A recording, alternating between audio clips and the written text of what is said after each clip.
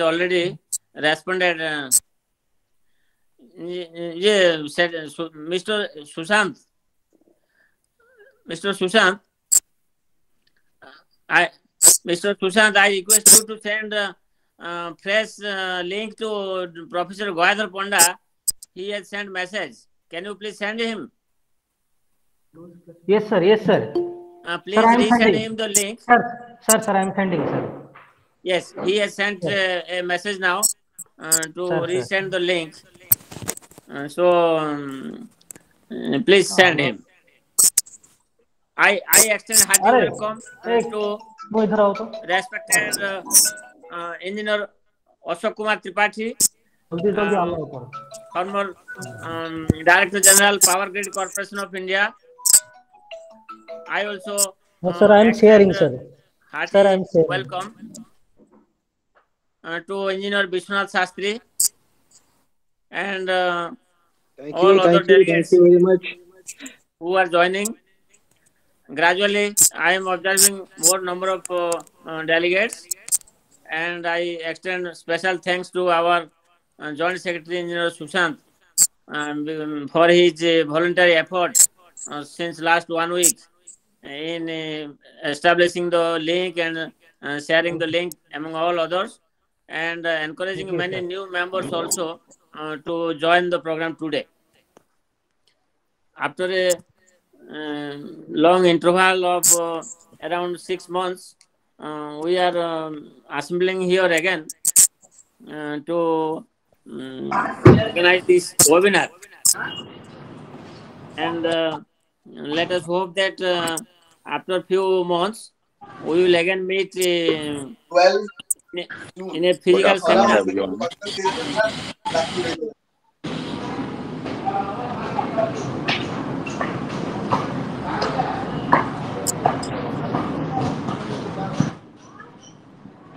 I now request Professor Ashok Tripathi to speak 2-3 lines for our delegates. This is purely unofficial. We are yet to officially start our program. We are just discussing. Request from Professor Ashok Tripathi to speak few words.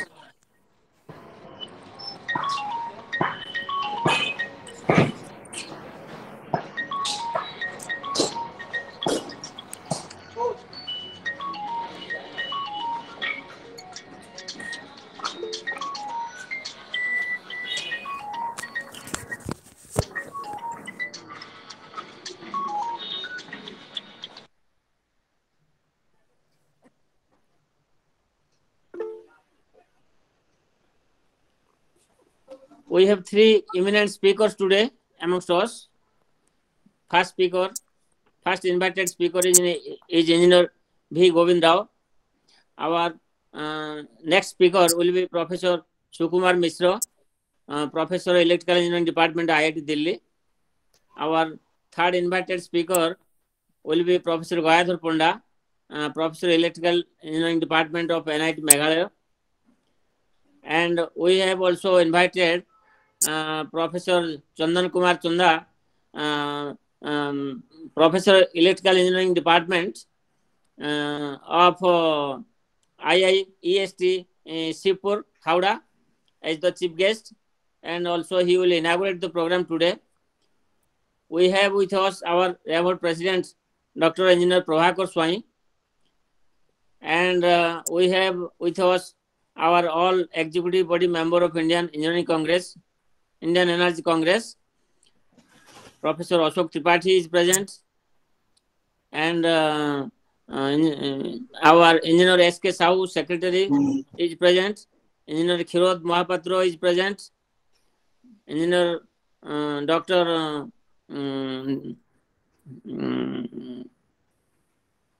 Divakar sir is also present here. And I want to know whether Professor Howarh Ponda could join. Whether Professor Howarh Ponda could join. Sir, I have shared the link, sir. Right. Professor Mishra is present here. Professor Sukumar Mishra. I have already talked with him. He will join in time.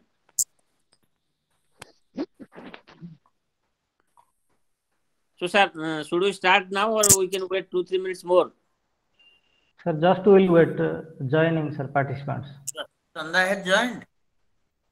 Yes, sir. Professor Chanda, Chandan Kumar Chanda has already joined. Yes, I have joined. He has joined in time. Welcome. good evening, sir. Okay, good evening to all of you. So we were little worried for the weather.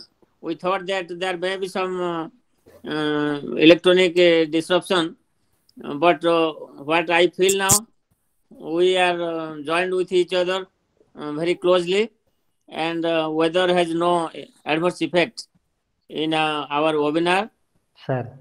And let us hope that we can continue smoothly with the address of all our invited speakers and chief guests. And a special hearty welcome to all the delegates, and also particularly the new delegates who have joined today. And let us hope that we will get their strong association in coming days to proceed.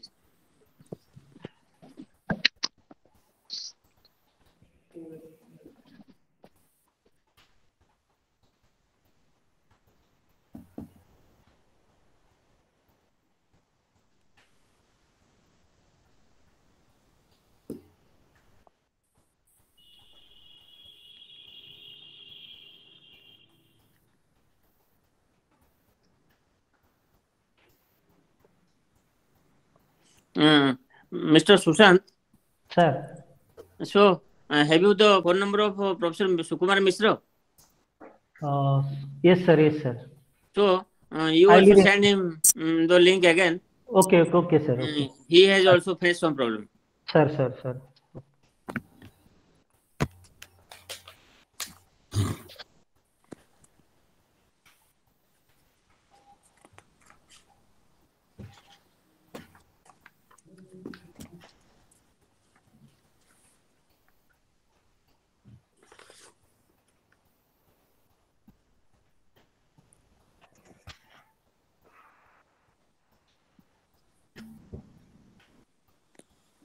Prabhakar Babu, namaskar, Tripathi here. Namaskar, sir. Namaskar. Namaskar, sir. Namaskar, sir. Both. So we feel very happy and proud. Thank you so much. Interact with the Professor Ashok Tripathi. Thank you, sir. Thank you. Professor Chandan Kumar Chanda, sir, I just want to introduce you with Professor Ashok Kumar Tripathi with you. Okay. So, amongst us, nice to meet Professor Tripathi on a virtual board. Yes, sir. Yeah. Professor Ashok Tripathi is an alumni of RSC Rourkela. Okay. In the batch 1969, electrical engineering. 1969 electrical. Okay. 1969. Acha. So he was also lecturer in that college for around 1 year or more, and he got Indian Engineering Service. Okay. And left the REC. Okay. So during his last time before retirement, he was in Power Grid. CPRI, Central Power Research Institute. Yes. He was in CPRI, yes. He was Director General there. Yeah. So he is very active in organizing seminars, workshops in our state and also outside. And he is closely associated with IEEE activities, and also many programs organized in the state level, in the national level. He is our advisor and guide in organizing various activities. Thank you. We always get support from him, and he is a great asset for our newly established organization, that is Indian Energy Congress.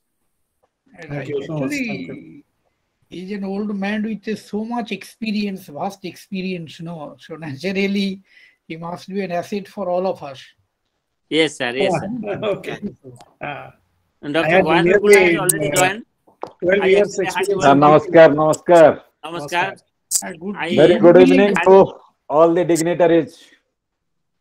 Sir, namaskar. Namaskar. Extend a hearty welcome And my teacher is to there. Professor Panda. Yes, Dr. Panda. I can see you virtually. Yeah. Namaskar. Professor Panda, welcome. Yeah. Thank you, sir. It's a nice moment for us. It And is a- we are connected from different places for Yeah, this yeah. webinar. It is a reunion For us also. Yes, for all yes, of sir. us. For Indian Energy Congress. Sir. Mishra sir, I think he has not joined so far. Sukumar Mishra. Yeah. So I have sent him link. Okay. So let us see.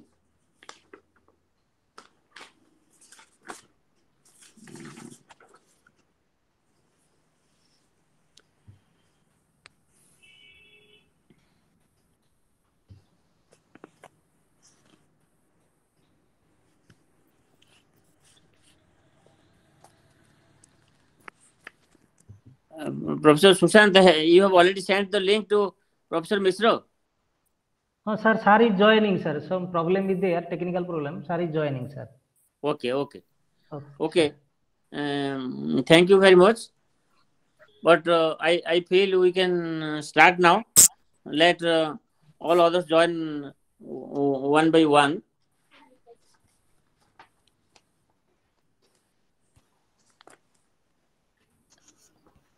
Respected President of Indian Energy Congress, Dr. Engineer Prabhakar Swami, our chief guest of the session, Professor Chandan Kumar Chanda, Professor Electrical Engineering Department, IIEST Shibpur, Howarh, our invited speaker, Engineer V. Govind Rao, former Chief General Manager, Power Grid Corporation of India Limited, Bangalore, Professor Sukumar Mishra, our invited speaker, Professor Electrical Engineering Department of IIT Delhi, Professor Gayadhar Panda, Professor Electrical Engineering Department of NIT Meghalaya, our invited speaker, our advisor and guide, Professor Ashok Tripathi, our secretary, Professor S.K. Sahu, and also our joint secretary, Engineer S.K. Sethi, our executive body members, and all invited delegates. I extend a hearty welcome to all our invited speakers, chief guests, and all the delegates present for this national level webinar organized by Indian Energy Congress today on the topic grid resilience with renewable energy sources. And I shall now, it is my opportunity to very briefly speak 2-3 lines about the Indian Energy Congress and also have brief introduction of our invited speakers who have been kind enough to join this webinar today and to share their important views and ideas among all our delegates. The Indian Energy Congress is an organization of engineers which was established on 7th August 2019 under Societies Registration Act of 1860 as a registered professional society. Its basic objective is to create awareness, bring thought leaders and researchers in energy sectors together, and lead various initiatives to address the energy challenges that our humanity faces today. The basic aims and objectives of the societies are to undertake intensive study and research in engineering with a multidisciplinary approach in developing energy resources and their utilization, to promote awareness among people about the production, conservation and utilization of energy, and to create awareness in the society to protect environment and to develop social energy responsibility.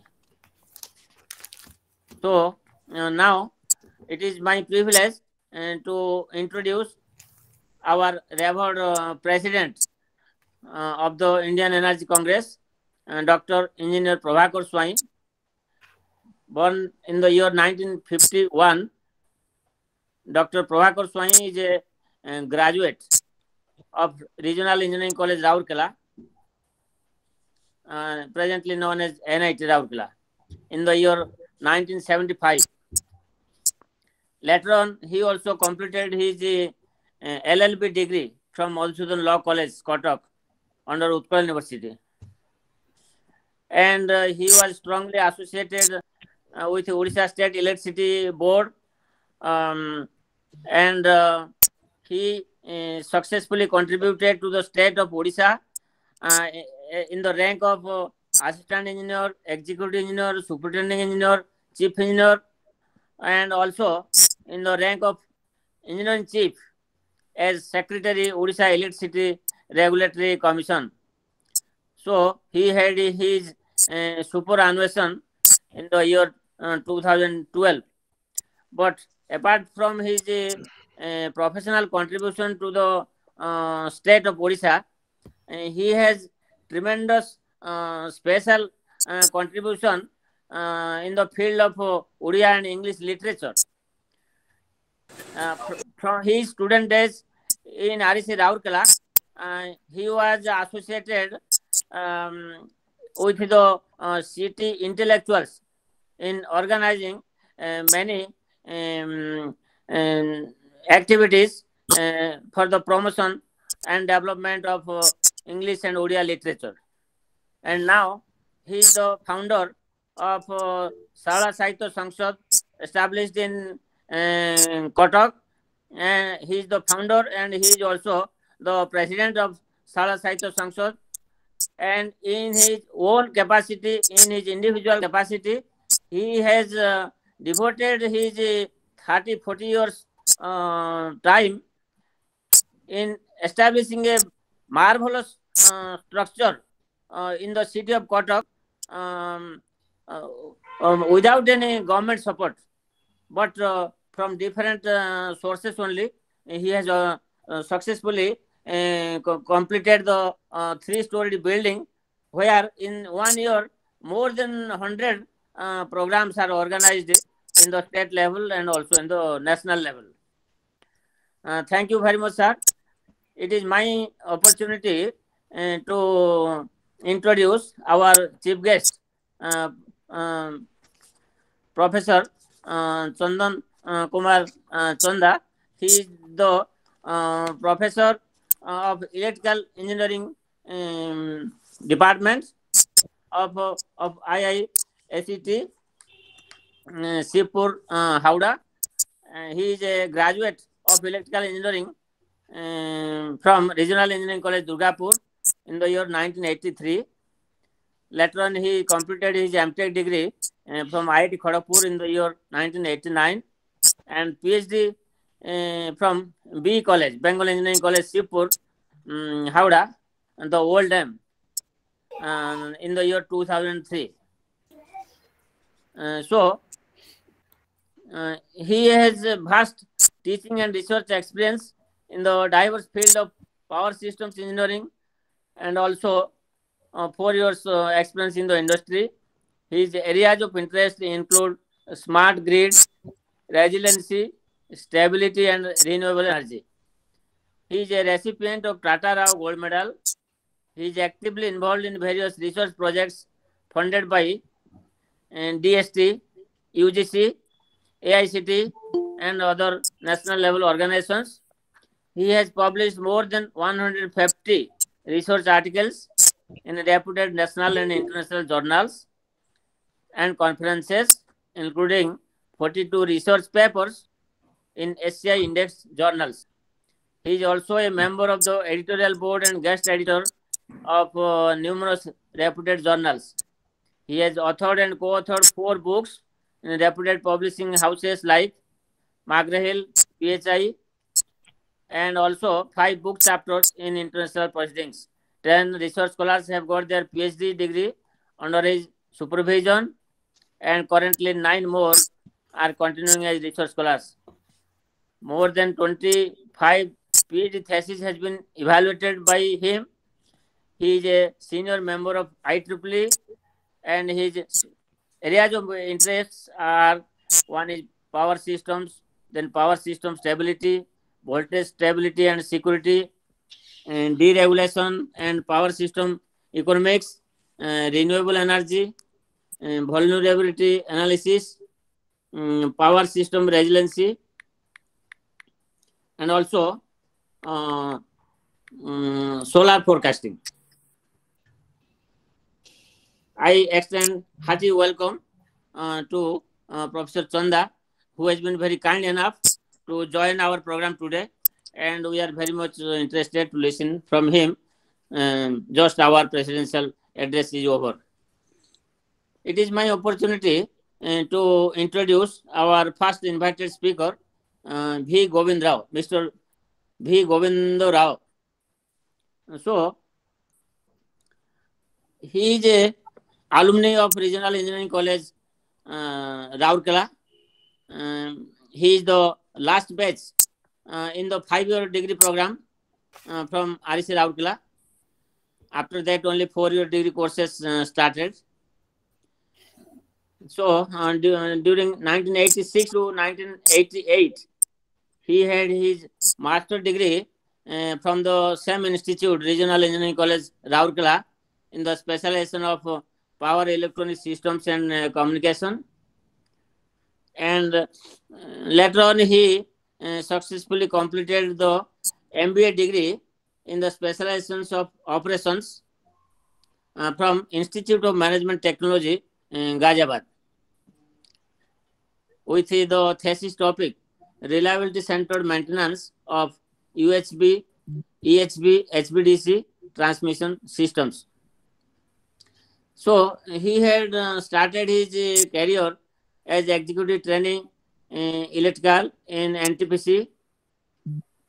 For a brief period, he was also assistant engineer in Odisha State Electricity Board, posted in Odisha at the place Kesinga. During 1986 to 88, he was a faculty member in Regional Engineering College, Rourkela. And during September 1988, he left REC Rourkela and joined as assistant executive engineer and assistant director in Central Electricity Authority, Ministry of Power, Government of India, through Combined Engineering Service. And later on, he was deputy manager, chief manager. And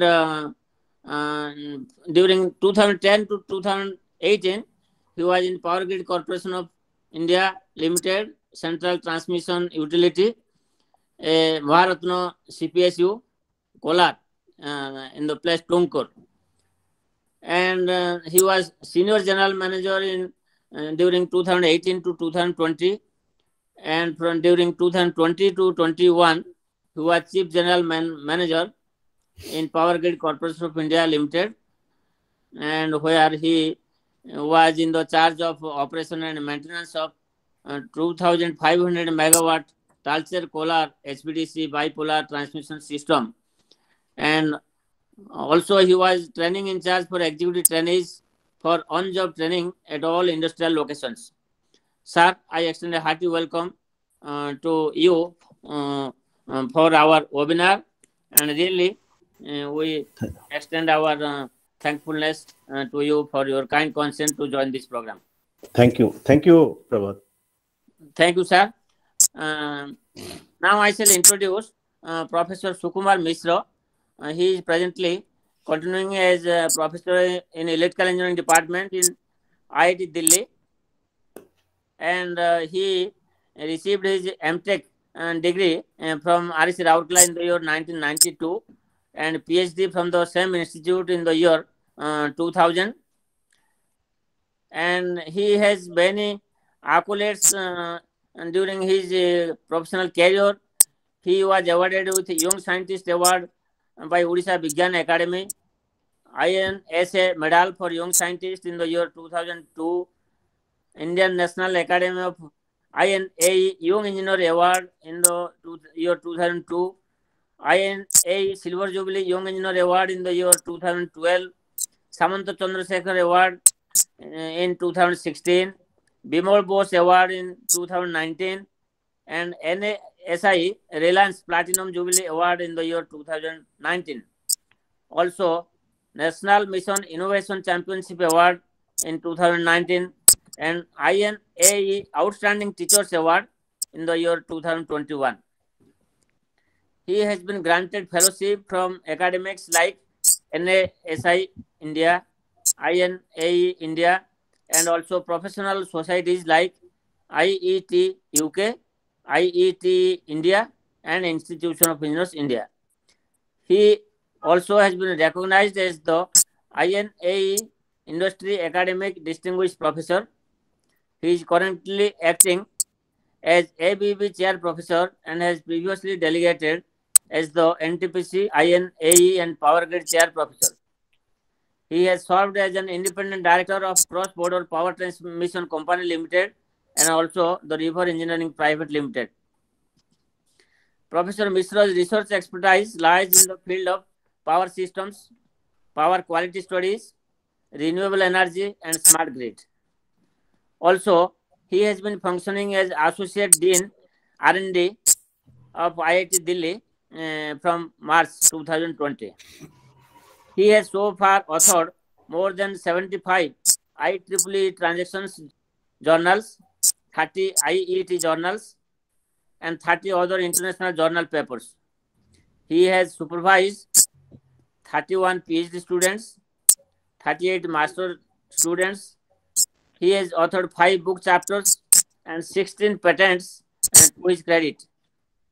He has been working in close association with IEEE Delhi Section Executive Committee for past few years and is currently serving as an editor for the IEEE transactions on smart grid, IEEE transactions on sustainable energy, current science, and was an area editor for the IET Generation, Transmission and Distribution Journal.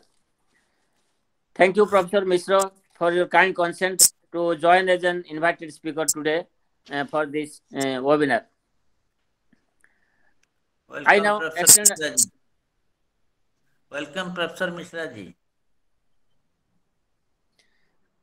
I now extend a hearty welcome to Professor Goyadhar Ponda, who is presently continuing as Professor in Electrical Engineering Department in NIT Meghalaya. His research interests include distributed power generation using renewable energy sources, power quality assessment and monitoring, seamless operation of AC-DC microgrid with optimal power management, and also power electronics and drives.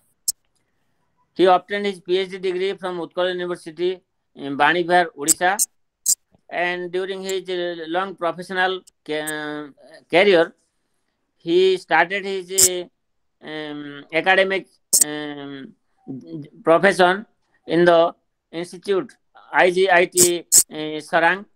Then he continued in NIST Berhampur as lecturer and then as assistant professor and also as professor in the same institute till 2009. And from 2009 to 2013, he was again posted at IGIT Sarang as assistant professor, and he left IGIT and joined NIT Meghalaya as associate professor in the year 2013. And from 2017 onwards, he is continuing as professor in the same institute. He has contributed for the academic profession very significantly.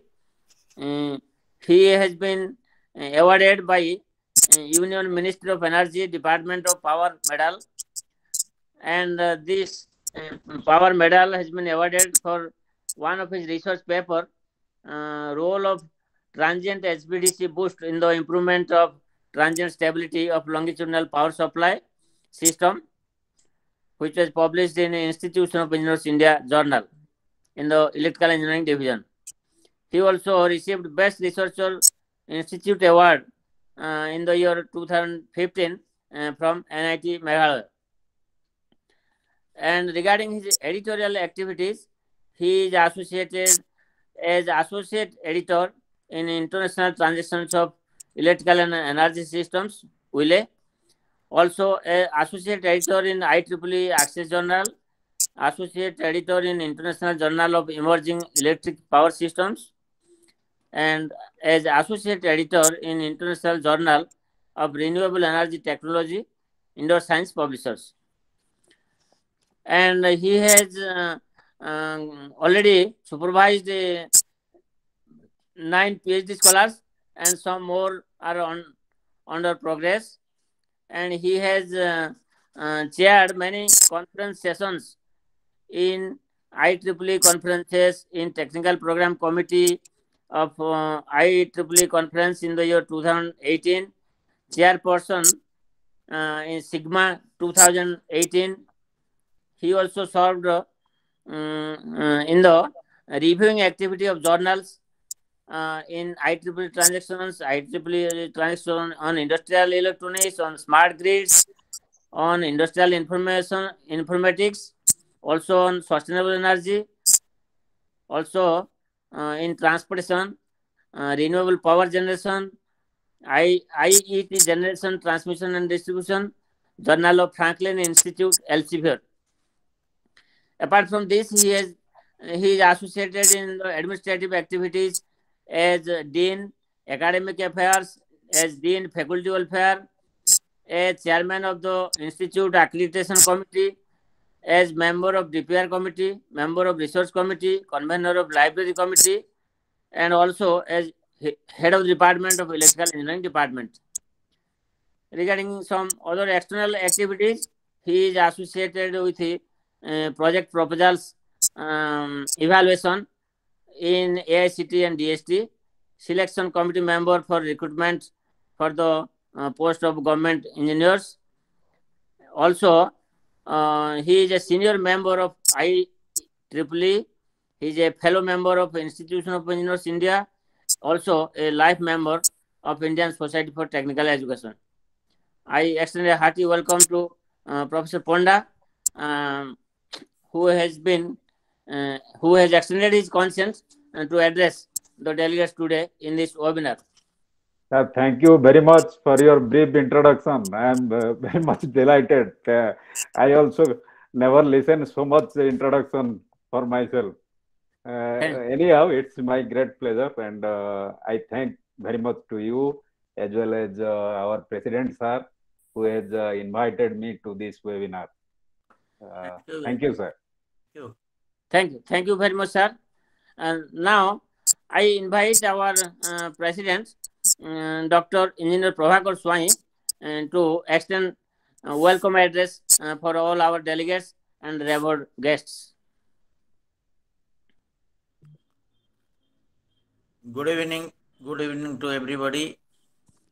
Respected chief guest of this evening of this national webinar on the topic grid resilience with renewable energy sources organized by Indian Energy Congress, Professor C.K. Chanda, distinguished speakers, Professor Sukumar Mishra ji, Professor Gayadhar Panda ji, Engineer B.G. Rao ji, and Secretary General of Indian Energy Congress, Professor P.K. Paddy ji, members of Indian Energy Congress, and participants from all over the country and friends. We have invited eminent scholars to speak on the topic, and we will hear them. I welcome everybody, the guests and also the participants. I'll speak only few lines. Electricity distributed by the power grid is mostly generated by fossil fuels such as natural gas and coal. A decarbonized power grid would instead rely on renewable energy sources such as solar and wind power, etc. Experts agree that the best way for decarbonized electricity countrywide is to incorporate many different forms of renewable energy sources into grid. This will require substantial restructuring of the grid architecture. Grids are originally designed only to provide one-way flow of electricity from power plants to the consumers. Nowadays, consumers are becoming prosumers, that is, producer and consumer, and additional power from the prosumer, that is, rooftop solar and small-scale wind turbines, etc., is to be injected into the grid, which requires substantial change to the network. Additionally, to overcome the fact that some renewable electricity sources are only available at specific time or under specific conditions, such as solar power, the decarbonized grid can store energy efficiently. Resilience refers to how well the rest of the grid is still able to function when one or some of its components are disrupted. Upgraded power grid should withstand disruptions such as from extreme weather events or even nefarious attacks in the performance of some of its components. To upgrade the grid resilience, SCADA, that is supervisory control and data acquisition, as well as the DMS, distribution management system, is vital, and load flow analysis is also equally important to carry out the modeling for upgrading the power grid. This model shows the way electricity flows between different users and electricity sources, and the way in which disruption somewhere in the grid affects the rest of the grid. It is observed that on energy storage and distribution using renewable sources, the structural resilience of the grid increases. Furthermore, depending on quantum of renewable energy and stored energy, injection in the grid, injection should happen at different voltage level like low voltage, medium voltage, or high voltage, basing on the renewable generating station capability. Energy injection at low voltage or medium voltage levels shall help in reduction in losses due to stepping up and again stepping down. For flow of energy from renewable sources connected to grid, which flow again to the consumers, grid needs to be smart, and all the components, VCVs, sectionalizers, RMUs, auto reclosers, switches, etc., in the network should be communicable and must work in tandem with other components to achieve the grid resilience. This will help in decarbonize the grid, reduce carbon emission, increase reliable electricity distribution in the event of uncertainty or unpredictable weather conditions. Lastly, I want to speak few words on Indian Energy Congress. Already our Secretary General Professor Paddy has spoken. Still I will speak few words. This is a professional national body like Indian Energy Congress and Indian Road Congress. A person having degree in any discipline of engineering is eligible to become a member of Indian Energy Congress. I request everybody to strengthen Indian Energy Congress by increasing its membership. Thank you all. Thank you. Thank you very much, sir, for your introductory address and welcome address for all our delegates. And now I invite Professor Chandan Kumar Chanda, Professor Electrical Engineering Department, IIEST Shibpur, Howarh, to inaugurate the program formally and have the inaugural address on the theme topic. And sir, I request you to confine your presentation within 20 minutes. Thank you, sir.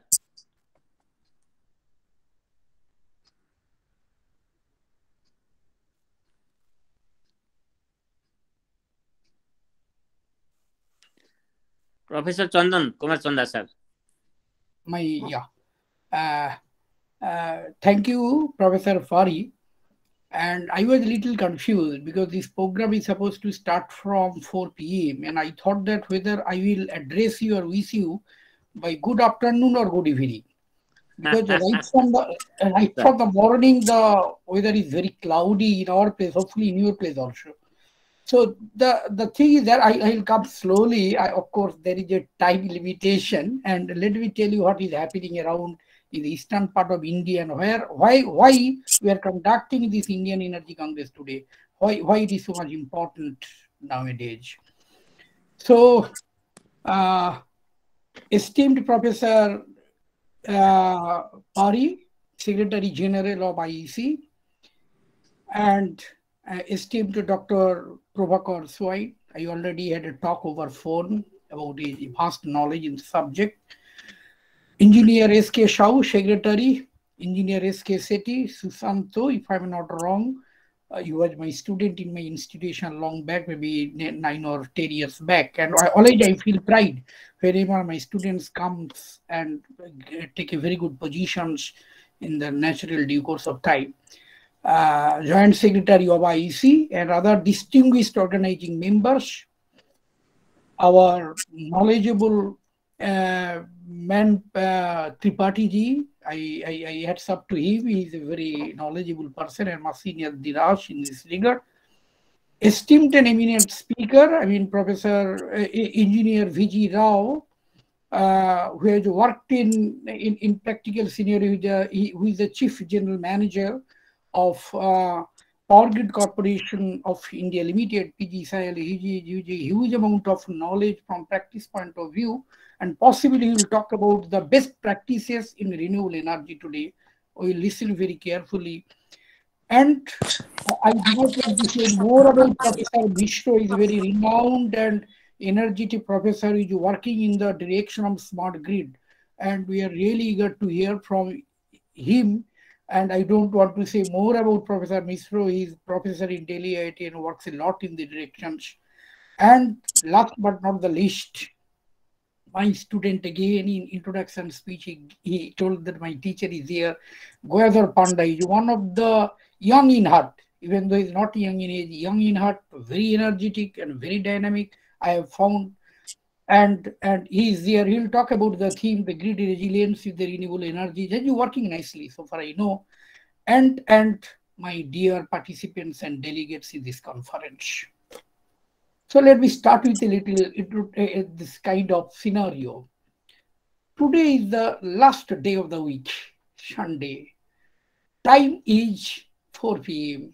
And not only this, if we again include, this is the last month of the year also. But just now, I have a quick look to the participant side. The number of participants are more than 100 plus. In fact, on Sunday at 4 p.m., all people will go for a small nap and all that. Instead of that, 100 participants are there in this IEC. Obviously, the question comes into the back of our mind. Why so many participants? That too at the last month of this year, and that too at the last day of the week, and that too at 4 p.m. Whenever I am delivering this lecture from far place Howarh, I mean this near Calcutta is a twin city, it's incessantly raining from yesterday night with a little wind. And not only that, this happening in recent past, we have faced Amphan and then IIEST, even the name of the storm is Java, that happening around in the recent past. And why you are talking about resiliency? Let me tell you, this resiliency, even though if you talk from the dictionary point of view, okay, this is fine. But we talk from power system point of view, and the word we have used in today's webinar is not an old. Last few years, maybe 2 or 3 years, they are using this word resiliency in power system, because we are facing a lot of natural calamities without giving any prior intimation. Heads up to satellite communication, you get the information now in the prior hand. These are the things happening. So the thing is that whenever you talk about the resiliency in the power system, the thing is that in the back of our mind it is there. We have to face this kind of natural calamities, intense storm, the rising level of the sea, the what should I say, the pollution in atmosphere, global warming, All these things are happening. Obviously, the next question comes into the back of our mind. Why this is happening? We did not have a webinar, this kind of thing, at least 20 to 25 years back about the energy, resiliency, smart grid, microgrid, mini grid, vega grid, traditional grid. Whatever is the form we are talking about from power system, we never used to discuss, or we never used to deliver either in the virtual mode or the physical mode. Why? Even if I go into little deeper, if I'm not wrong, in the last month from November 1 to November 12, this 2021 I'm talking, almost all leaders of this planet Earth joined in UN Climate Change Summit in Glasgow, Scotland, about the different issues. In fact, in the next year, 2022, again they're going to meet in Cairo, Egypt, where they're arranging this kind of program by the world leaders, that the president of USA, our country's prime minister, they're joining their hands to discuss. Answer is very simple. Very, very simple answer is there. Even the participants with undergraduate background, they can also expect what answer I'm going to give. The answer is very, very simple. Because we have to look into the problem, what Professor Swain just pointed out, we have to go for the deeper decarbonization strategy. Sometimes whenever you talk about this kind of energy issues, sometimes we mix with the money issues and all that. But money is not all. Money is not all. Money cannot bring peace. Money cannot solve this corona issue what is happening for last 1.5 years. Money is not that. We need cooperation. We need collaborations effect. Apart from advanced technology and all that that is there, either from the academia side or from the research side or from the industry, this is okay. But the mindset is very, very important. What those world leaders used to address this climate issues and the climate crisis.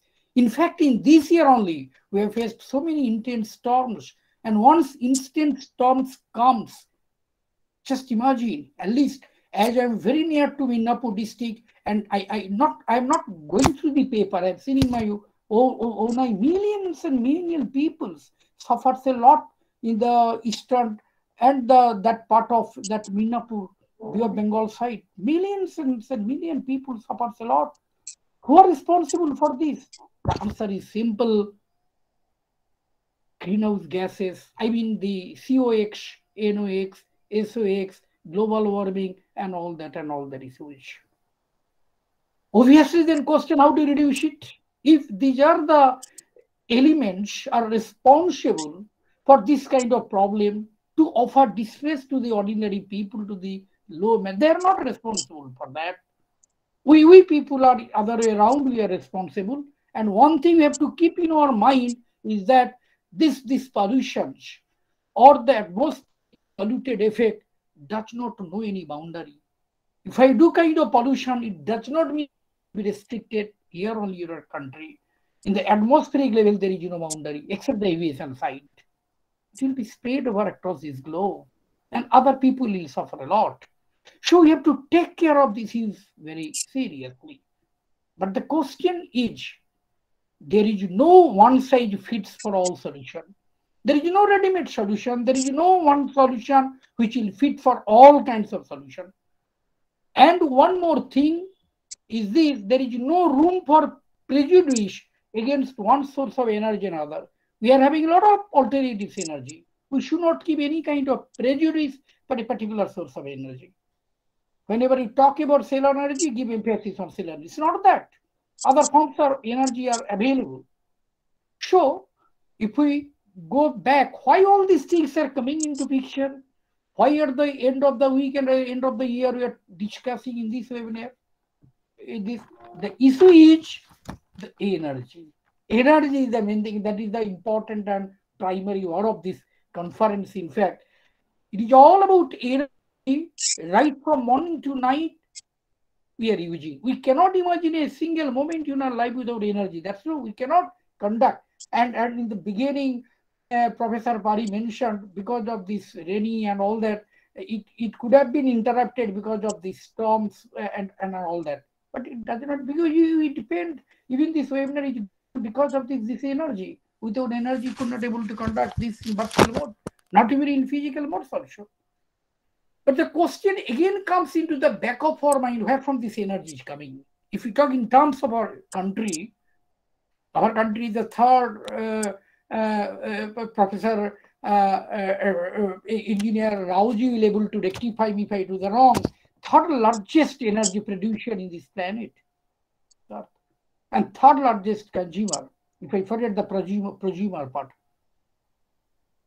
So most of the energy is coming from the fuel-based energy, fuel firing-based energy, either from coal or from petroleum or from liquid or from natural gases or from nuclear fuel.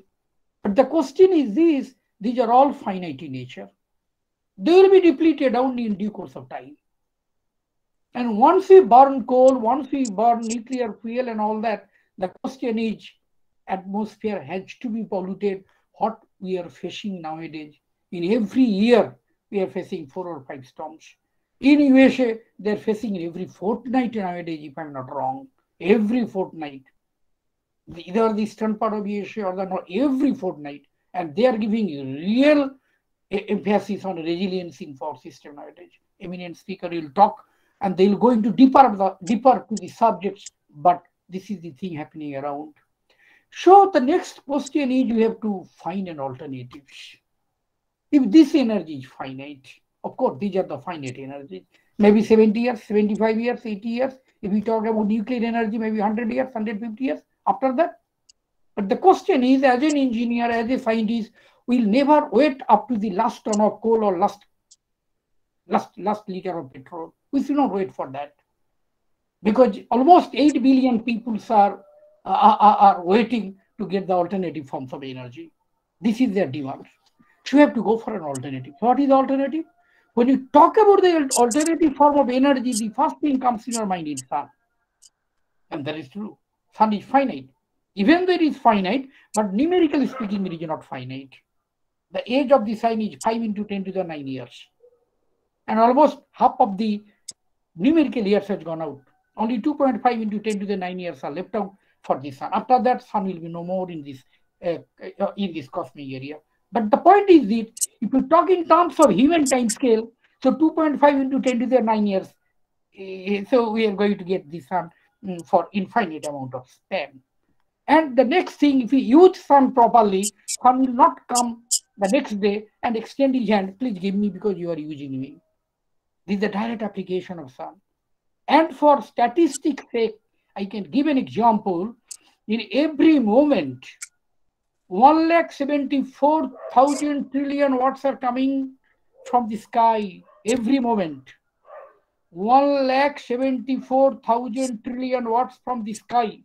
So God has already given a power station on the sky that we are not thinking properly. There is a power station given by God, which is offering 1,70,000. And if we can utilize 20% of that energy which is coming every instant on the Earth's surface, only 20%. I'm repeating this percentage, 20%. For 1 hour, it can cover this planet for the whole year.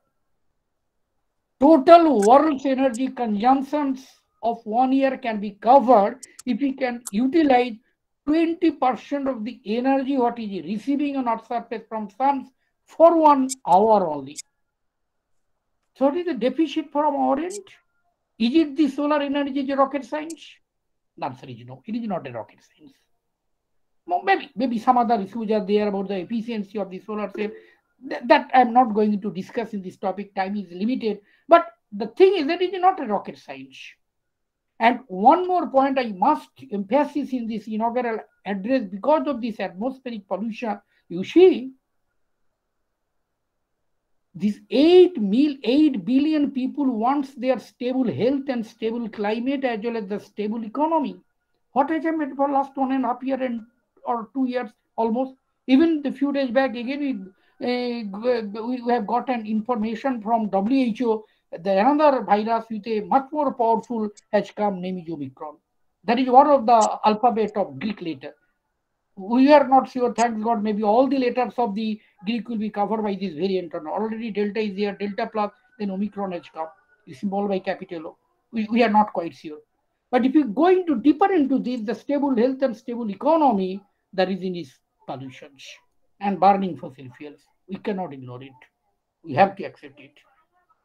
So we have to use the sun's energy.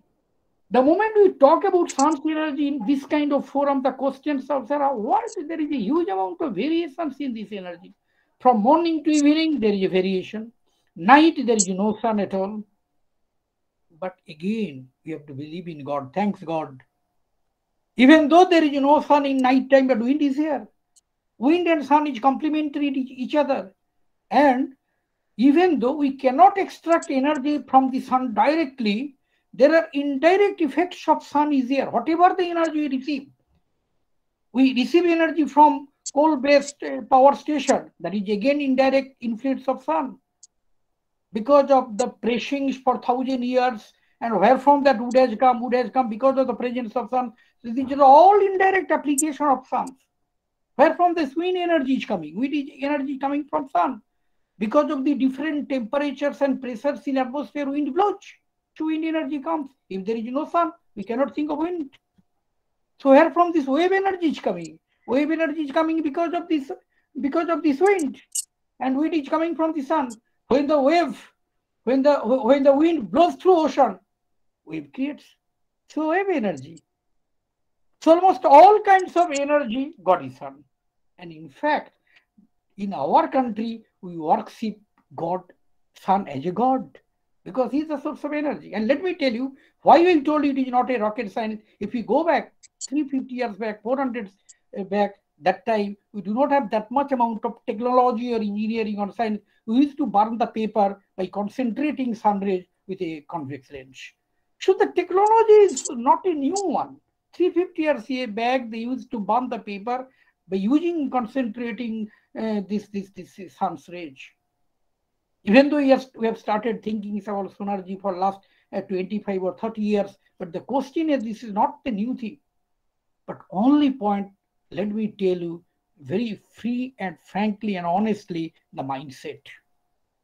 And once we can harness the energy from the sun, it is harnessing money. That is true. So we have to emphasize solar energy. Sun's potential is infinite. We have to explore sun's energy. And I am repeating this sentence again and again. This is not a rocket science. Of course, and of course, because of the advancement of electronics, communication, information technology, I mean ICT, it is not at all a complicated science nowadays. So we have to create a right amount of mindset by which we can generate the power, we can consume in our own, what is called as a prosumer. If we are having a deficit, we can collect the power from the grid, mini grid or microgrid or whatever it is, or the traditional grid. Or if there is a surplus, we can give to neighbor people. So these are the things that to be developed by using this energy. And one more important thing is that we have to handle the stochastic nature of this renewable energy. What does it mean, stochastic? Huge amount of variability. But this variability can be controlled by the power electronics people. Like Professor Panda, the variability can be able to control. And not only that, we can go for, because a lot of techniques and programmings are available, you can go for a forecasting. They've already forecasted. This summit already forecasted by 2030, the carbon reduction should be in the tune of 65%. By 2040, it should be 80%. By 2050, it should be 100% decarbonization. And in fact, this is the average value or the mean value. Few countries like Denmark and Australia, they've already moved in the tune of 85%, 90% power with low carbon or zero carbon. They are having their will to do that. There will be no carbon footprint in their country. They have decided it. No more carbon footprints. So thing is this, if we think in that angle, decarbonizations, low carbonization, low carbon footprint, we have to catch hold this alternative energy in different forms. We should not keep any bias on that. But the point is this, In a developing countries like us, we always try to, maybe I'm not quite sure, engineers have that Tripathi Sahib and Rao Sahib probably able to answer these questions. And politicians have to play a very important role also. I should not escape this point. I do not much understand about this side as a teacher, but they have to play very, very important and vital role. Because as a developing country, you always believe in short-term benefit, not long-term benefit. Short-term benefit means bring coal, bring the imported coals also, burn it and get power, that's all. But the capital investment of solar energy is tremendous. It needs huge amount of area and all that. And the moment you install it, forget for 25 years. It will go on generating if everything goes smooth. A least amount of maintenance and all that. But we people believe in short-term benefit, and we are in that side. So these are the things are generally nowadays happening around. So another important aspect of this renewable energy and resiliency is this: different kinds of grid development. Because nowadays, the question comes, if renewable energy comes, will it solve the problem? How to meet this variability? How to meet this stochasticness? Okay, we have to go for a intelligent mix of the energy. If sun is not there, if we are stick to the renewable energy, we'll use wind in the night. If wind is not there, we'll use waves. So if you go with a right mix of renewable energy, forget that part, because that part is going to be exhausted within few years. We are not thinking. And already our Earth, Mother Earth is already wounded. We don't want water. Because of these things, we are facing number of storms and all that intense storms. We don't want water anymore. This is our target. So if you go with the right mix of these things, that may be important issue. And they're complementary. I told in one part of this delivery, they're complementary. We mostly, I don't want to mean wind does not blow in the daytime, but mostly blowing in the night time. They're complementary. Another important aspect is the demand side management by intelligent control. What does it mean by intelligent control demand side? In a national level, the people have to think for demand if you want to reduce the peak of the national load by putting the fridge of a consumer or customer the way defined for 15 minutes in the night time. Customer will never come to know whether his fridge is off for 50 minutes or 20 minutes, half an hour. He's least bothered about it. We should not inform it also. With an intelligent control approach, if you can. So that way, the demand side approach is another important aspect of this product mix, energy mix, even though there is a huge amount of variability. So variability aspect of the renewable energy can be controlled by different kinds of renewable energy mix, by using demand side management, by using wide area monitoring control, by using smart grid and all that, where our eminent speaker, they are really knowledgeable in the respective field, they will talk and we'll hear their lectures. So these are the issues I think will be addressed after my delivery in detail, so that the speakers will be benefit. So these are all issues we have to think. I think I get more time. No, my time was 20 minutes. If I am not wrong, I'm taking more time. No, I have crossed 20 minutes. Yeah. So this is all about my general kind of lectures on energy, and let me congratulate the organizer in the right time. They're organizing this program from IEC. I congratulate themselves. I congratulate them for all this kind of arranging seminar. And I am humble and feel honored to be here to listen their lectures. Okay. Professor Mishra is giving you. Hello, Professor Mishra. I am not audible? No. Am I? Let me ask them. I was audible? Yes, sir. Very much. 100%. 100%. The other audience people, Professor Mishra, they are telling they can maybe some issues in your microphone. I'm not quite sure. I have not seen. Lot of charts were coming that you are not audible. Oh, acha. I do not know. Probably yeah. we speak near to the mic Yeah. so that it will be better.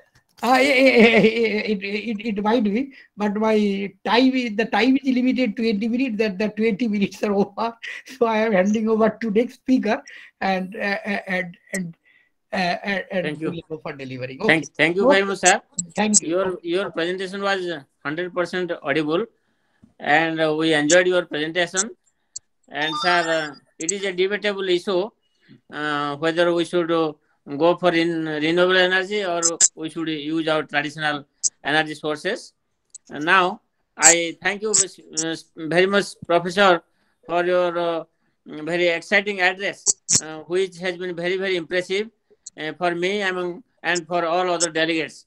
And I, on behalf of the organization, extend special thanks and appreciation to you. And we expect that we will get your support and guidance in coming days. Thank you, sir. Sure. Certainly. Okay. Thank you Sir, so much. sir. Thank you so much. Okay. Now, I invite our first invited speaker, Engineer V. Govind Rao. He will address now on the topic and grid stability, reliability, and resilience with renewable energy resources. And sir, I request you to confine your presentation 10 minutes. Thank you, sir. Thank you, Professor Padi. Good evening, Professor Dr. Sir, professors, and all the panelists, and all the participants here. And I have been honored really by Indian Energy Congress, which I came to know only a week or 10 days back. And I was very happy that one of my seniors from my college is the president and is the founder, and he's so energetic at the age of 70, because I passed out in 84. So my all thanks and gratitude to Dr. Swai. And I'm really in an allied group now, because as told earlier by Professor Chanda and my Professor Padi, I have been at the field only. And when Professor Padi told me about renewable energy, though I have been not directly in the renewable energy, I was with high voltage systems in Power Grid Corporation of India, mainly with FACT devices like all HVDC transmissions, STATCOMs, and SVCs. I have been handling some from start to end, from engineering up to operation also. But fortunately, when I was in Bangalore, I was involved in this Renewable Energy Management Center establishment, which was given to Power Grid.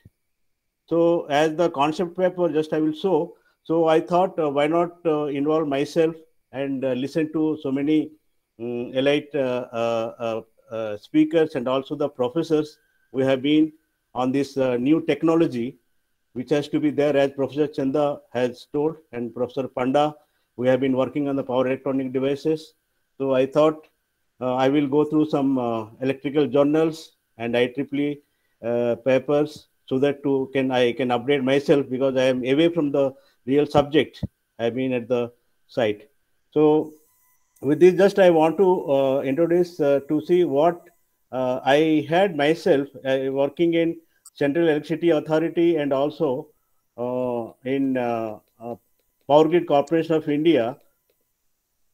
Just I will share my experience, though it may not be as I don't know how much is expectation from the Indian Energy Congress, which is really a great platform to share. So I have been involved in this regional power grids initially with Central Electricity Authority, and I was there to connect, because when it was there, we had 5 frequencies earlier. Later, we had 1 frequency for the new grid, we used to call it, that is northeast, northeastern and western. And southern grid was different with a separate electrical frequency. And we were having all the interregional flow through the HVDC links at places like Chandrapur, Vizag, and Sasaram and Vindhyachal, which are connecting all the 4 grids basically for the EEG power flow. And also the bipolar links we had established, especially NTPC started from Rehan Dadri. Later, we had developed a quite number of high voltage DC transmission, which has been one of the instrumental in maintaining the power system of entire national grid. So when we had the grid disturbance on 31st July 2012, I think most of us remember, it was a very severe one, and entire new grid went blackout, and only the southern region was left out. So at that time also, I was instrumental at Kolar HVDC system, that is Talcher to Kolar system, to extend the supply to Talcher and to restart the entire power supply to all the 28 states. I was very much there for the almost like 36 hours in the control room. So later, this was happening, as our Professor Chanda also told, because of lack of the strength, because the system was not so strong, because of a small fault on western northern grid, the entire grid went off, and that was the biggest lesson, that to go how to go for national grid. So finally, Power Grid Corporation had finalized the 765 kV transmission lines. We had come, that HVAC, and with Solapur, Raichur, we had done the final integration of the southern grid with the new grid. And that time we had the one nation, one grid, one frequency concept.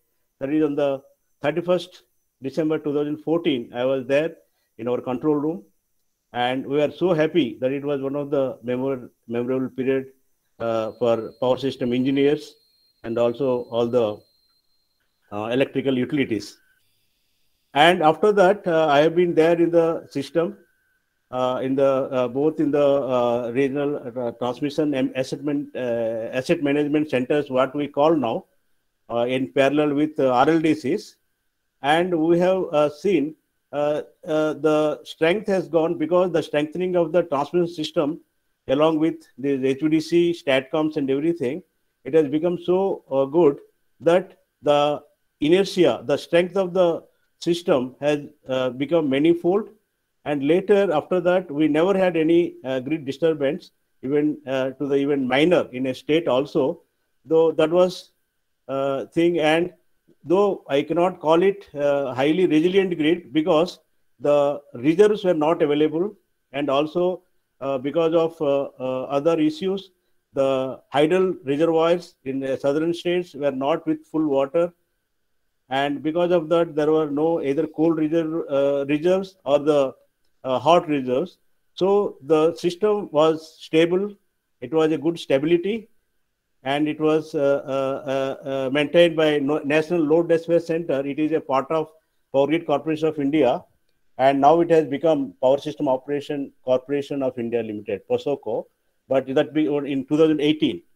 So this NLDC was the system operator, and with what our Dr. Swai and Professor Chanda told, with all the system studies and everything, we had the grid stability and reliability also increased to a large extent. And prior to this, the very word, what resiliency, what Professor Chanda told, it is very off-late phenomena because of these natural disasters and other event, what you call the hacking of the systems, and you see the system what you call network security weakening. Because this resiliency has come in the word, but earlier we were using mainly the availability and reliability concept in our national grid transmission, where the things where availability based system control used to be there. And later, when the availability is not sufficient, because availability is not going to give the power quality, because availability is not a measure. That means one transmission line or one generator, suppose it is out for 3 days in a year, and it tells that I am at 99.00 availability, I am very good system, but that is not acceptable as per the ministry regulations. And after that, the reliability concept has come, so that the power quality to the end consumer has to be maintained, so that the minimum number of interruptions to be per element. That means any transmission line or a generator or any switchyard equipment, the number of interruptions is calculated. That means, let us say 1 in 100 transmission lines. So more than one tripping in 100 transmission lines, if they more than one, more than two, or more than three, there will be a penalty to Power Grid Corporation of India. So that is how the reliability based like system control came in.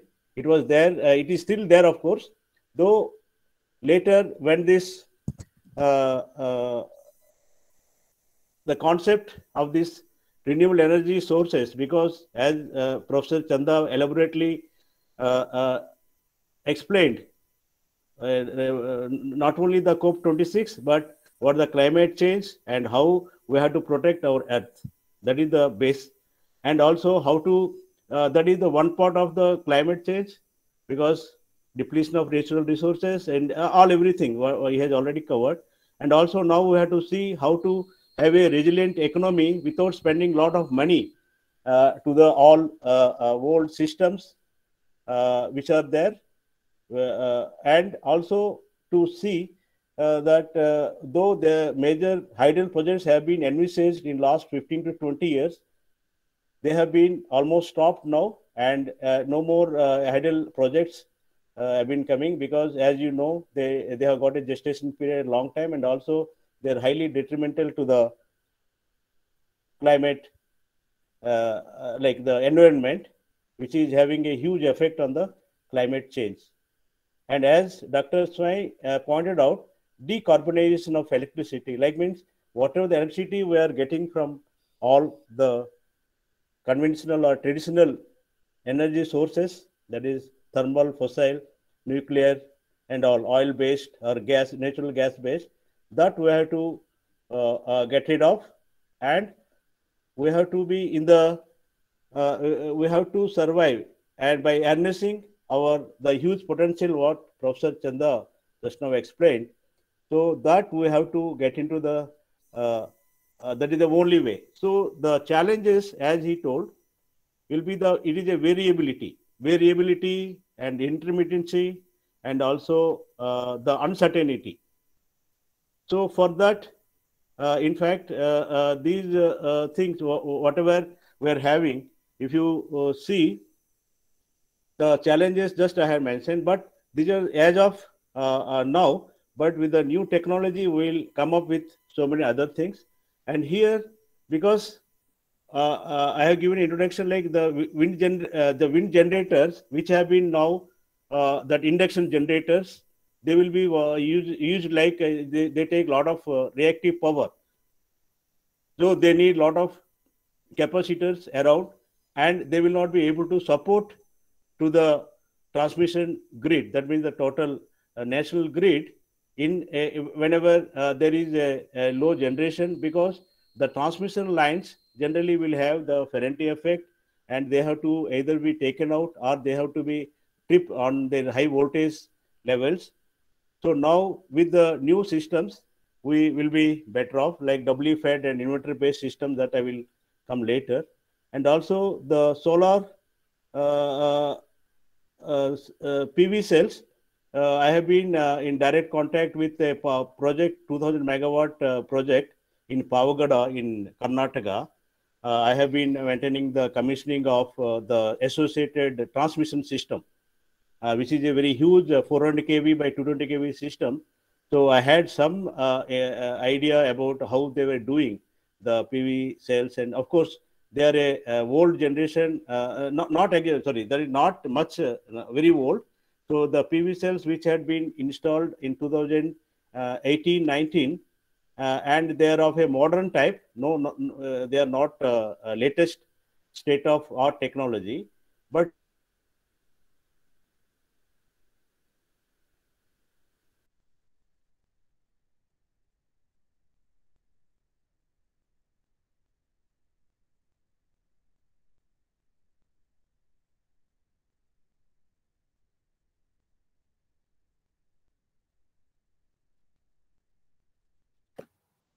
We have lost audio.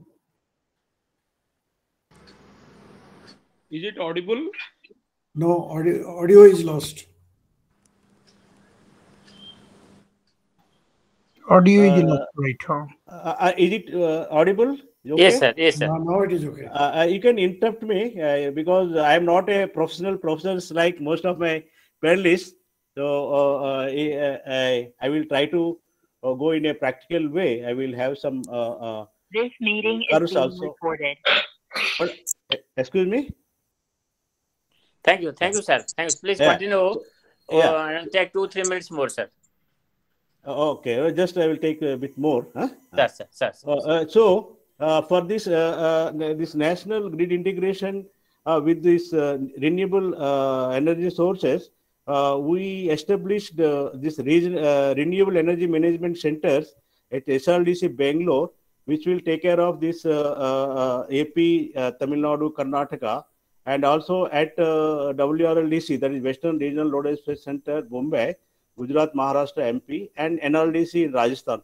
So these 7 states where this is the concept paper which we had to see that we are supposed to go around 160 gigawatt of wind and solar power to be developed, and 7 states have been given, and which are the RE-rich states. And the good part is that here there is if you see the thermal power, which is also like NTPC. I was there and I also have a lot of friends. Now also if you go for a thermal power station, it will not be less than 6 crores per megawatt. Whereas when we are thinking about 100 gigawatt initially with establishment of REMCs and connections, so it is also coming almost to the same capex, capital expenditure. So that itself is very highly encouraging. So that now we can think of, and also already we are doing it. And if you see the RE penetration, because I visited after talking to Padhi, I visited REMC, which we had actually established and commissioned. So you can see now the renewable energy penetration in southern region. I am giving only southern region now, as of now. So and it is almost, if you see the power wise, it is almost 50% penetration is already there. That itself is I felt very happy because I was not knowing before I went there. I was thinking still it is in the lower level only. But with this also, when I talk to the RLDC people, that system operator, though they are finding some problem with the like control of the grid during the night hours and other times. And if you see the MU also, though it is not 50%, the MU in the southern region, that RE penetration only this wind and solar is almost 33-34% is there in the last year. This year it has increased. And if you see the all India figures, it is around 97,000 megawatt. If I could not get the figures from others like WRLC and NRDC from my friends. So I thought of putting here how this is working. Just I will give a samples because we are all engineers and we have been talking about it. So if you see southern region max, this is the data collected, and as our Professor Chanda told, whatever the artificial intelligence is being used for the forecasting, and the data acquisition system we had implemented. I was one of the key members in the SCADA and communication for the regional, for SRLDC, that is Bangalore REMC. So you see the curve here. I think as Professor Chanda told, we are blessed with all type of energies. So we have to now mix and optimize so that the decarbonization is maximum. That means the pollution which is coming from the thermal plants or any other plants, and also without depending or going for any major hydel projects, only small micro hydel we can have, which is also renewable energy we are calling, the new energies, new alternatives. And this is how it looks like. I never imagined till I went to that RLDC to see this type of a curve with the wind and also the solar. You see, almost it is taking the Are you role of. presenting anything? Are you able to see it, sir? No. No. No, I am showing the curves here. No, if you are presenting, we are not able to see anything from the beginning. We are able to hear you only. No, this you are not able to see, sir. This. We are only listening. How to? So, sir, kindly share the screen, sir. Anything, but we are able to hear you. Okay. No, I have got PowerPoint presentation. Okay, but I am putting it on the screen only. No. Sir, there may be some problem, but I suggest you to continue because we may face again problem in seeing the slide. Yes. Okay. But it should come automatically, no? Because when you are able to see me. Yes, sir. Yes, sir. Okay. No. Huh? You have to say on the. You can see that on the bottom there is a arrow. Okay. On your computer. On the bottom, you may be having your mic, then camera, then there will be one arm sort of thing. Then there is a screen share. I don't know. I say it has gone out. Okay. I'm not. No. I don't know why I come out of the Google. I could not understand. Okay, sir. Please continue. Yeah, I will continue. Already you have completed. We are hearing. Let us to complete. Sir, please complete within 2-3 days, 2-3 minutes more because we have two more experts to present. Okay. Sir, just 1 second. Okay, with that, actually, what is it audible, sir? Now? Yes. Audible. Yes, sir. I think initially I had a mistake here. In fact, okay. So here, what I want to tell the grid reliability and the resilience. So here, what we have to go is how to see that asset management of all the transmission assets, generator assets, all the grid assets have been without any problem, without any failure, and also the congestion of any elements. Are you able to get me, sir? Yeah, it is not visible, but please go ahead. Is it audible, sir? Audible, sir. Audible. Okay. Well audible. Okay, thank you, sir. So with that, I wanted to see with the new technologies coming up, and we will not have as demand side management everything. We will have all these major like we have already done 100 gigawatt of RE power into the system, and maybe by 2022 we will commission around 160 gigawatt RE power, but the controllability and maintainability and how to increase the resiliency with the new technology, especially the inverter based resources and whatever the new like RE sources are coming up.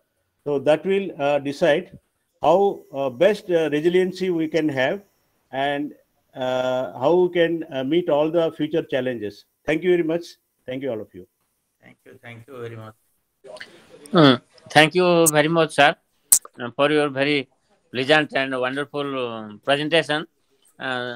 We could not observe the slides, but your presentation was very clear. And special thanks to you for your interest in this regard.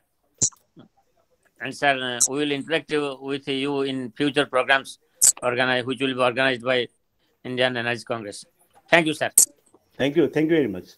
Sir. Now we invite Professor Sukumar Misra, Professor IIT Delhi. I have already presented briefly about his introduction among the delegates. I think he is present now. Professor Misra, Professor Sukumar Misra. Yeah. Welcome you, sir. Welcome you. Yeah, thank you. Please start your presentation, sir. I have already made an introduction about you among all the delegates in the beginning. Thank you. Thank you. I'm just sharing my PPT. Welcome, Dr. Mishraji.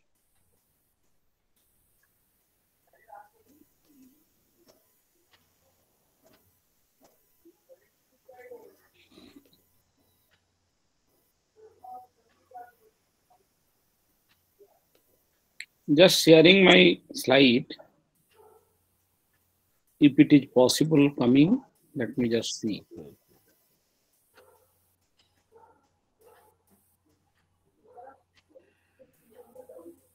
You all are in the Google Meet, I hope. Sir.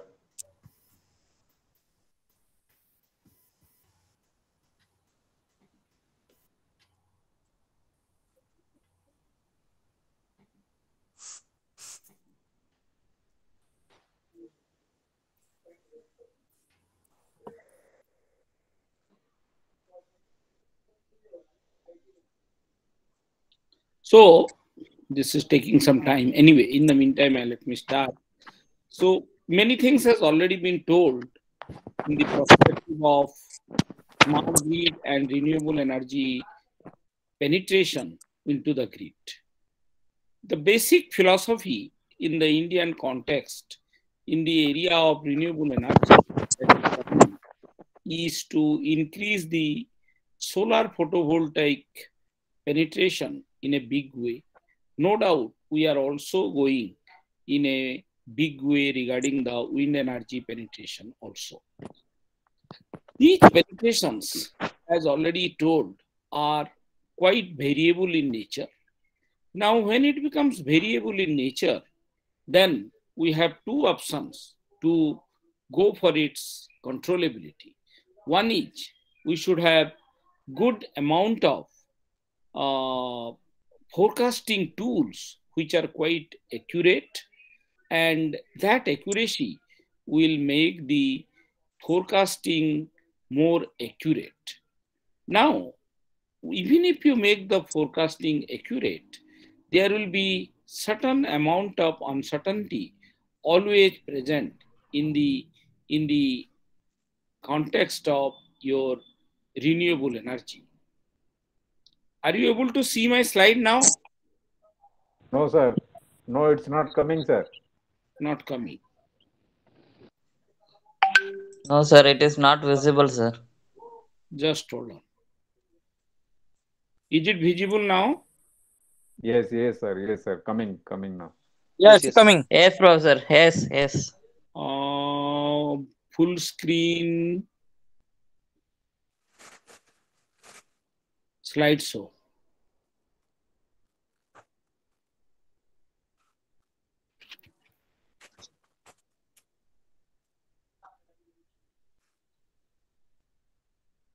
Are you able to see the full screen?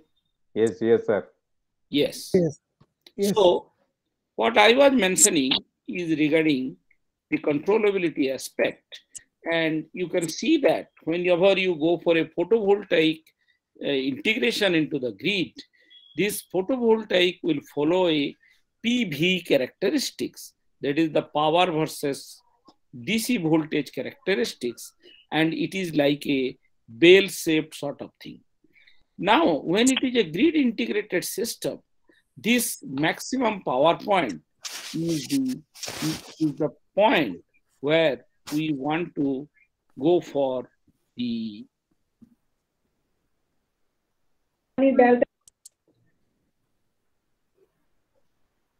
So this is the maximum power point where we want to operate our solar photovoltaic system.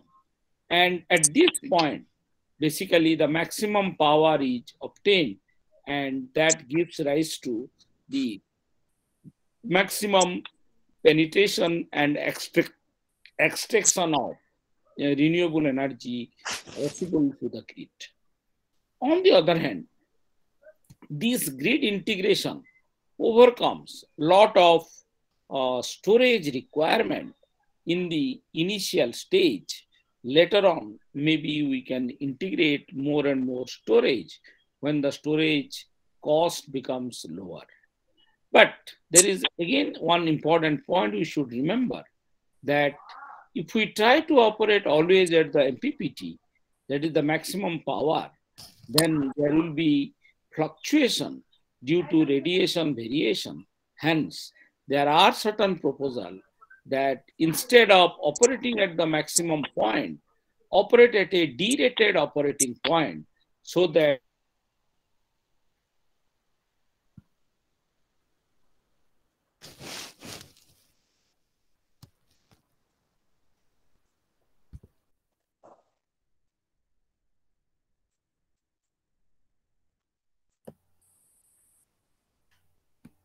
No audio, please.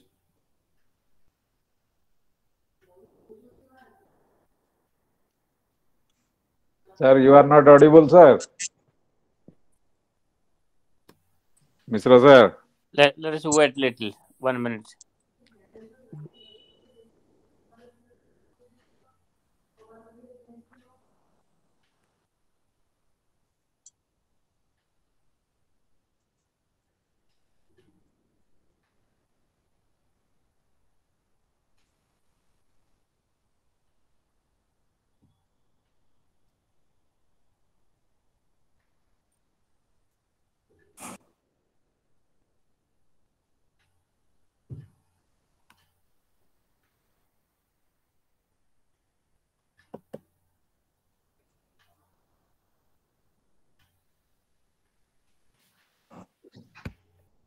Usually for the network issues, something. Now Sukumar Mishra sir has left the meeting. Some problem is there.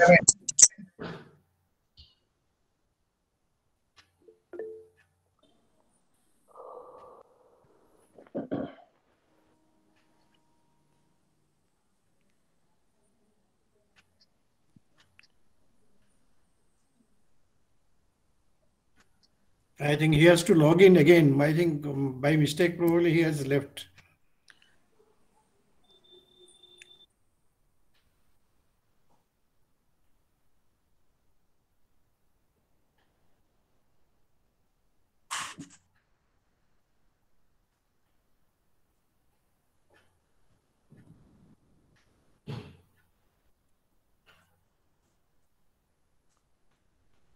Sir is joining, sir. Okay, he is trying to join fresh.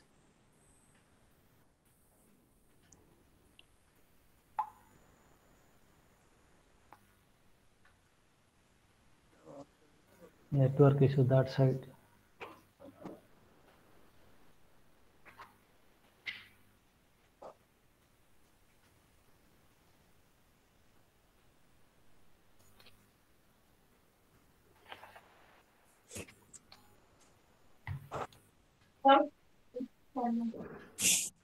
Srikanth ବାବୁ ତାଙ୍କର ବୋଧେ disconnect ହେଇଗଲା, ଆଉ ଥରେ connection ଦିଅନ୍ତୁ। हाँ sir.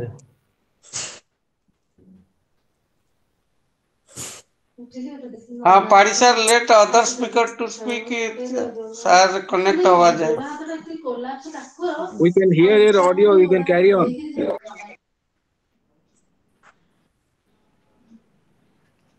Professor Mishra. He is disconnected. He has left. Acha. Due to some net problem or any other problem. Paris sir, kindly tell other speaker to speak. Then when Professor Sukumar Mishra will join, then he will speak. Okay, let us welcome Professor Howarh Panda to start his presentation, which he is awaiting to get his term. Professor Panda, please start now, sir. Okay, thank you. Let me to share my PPT.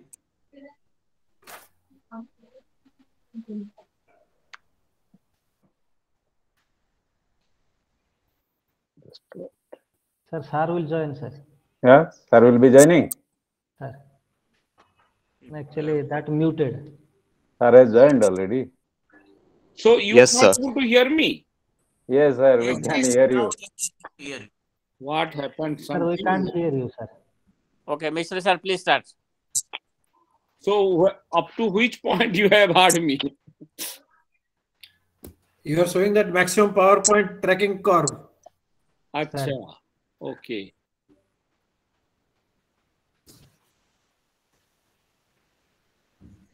Instead of going for maximum power point, we are going for a derated operating point on that. Okay. Are you able to hear me? Yes, yes. Yes, sir. Yes, sir. So as I was telling, once you make the derated operation, then it is equivalent to your storage to some extent in a limited sense, and hence in many of our installation to make the power smooth, we are encouraged to go for that. And there are certain literature where it has been mentioned that this derating will be much cost effective in the context of putting a storage vis-a-vis the derated operation. Now coming to the photovoltaic grid connected system, specifically the rooftop operation, will be like this, where there is a grid and the PV and the load is connected. So this load, when the load is higher than the photovoltaic power, the grid will support. And when the load is less than the photovoltaic power, the power will be feedback to the grid. This is called as interactive system or hybrid system, and the operation becomes quite customer friendly, and consumers become a prosumer for providing the power to the grid as well as to the load.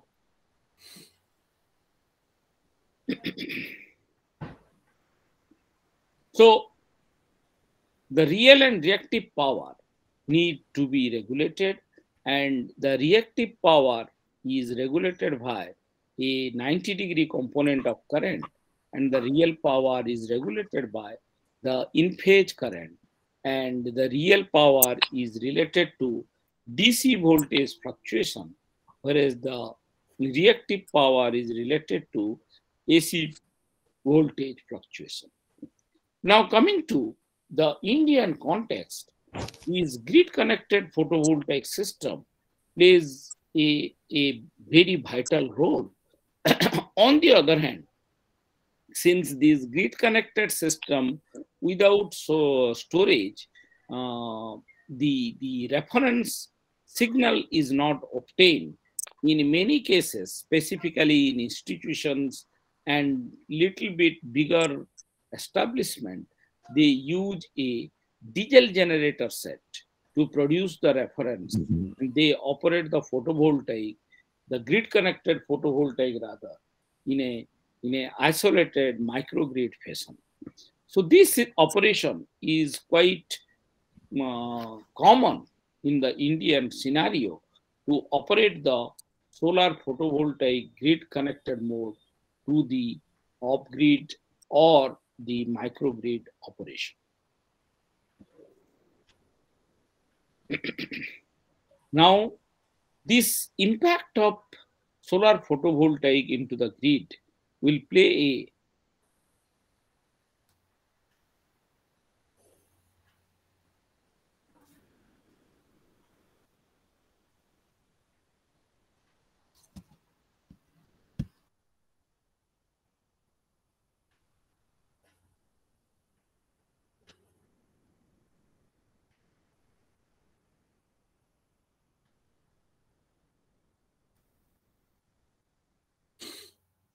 Well, again, we have lost the audio.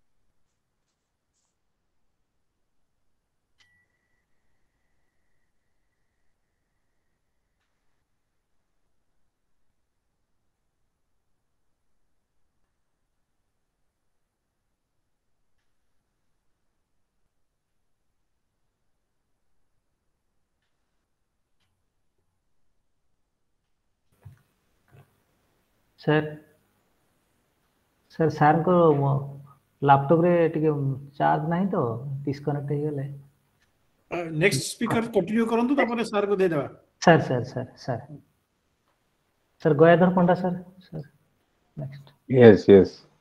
Sir Panda start करंतु वर्तमान Sir, sir. Sir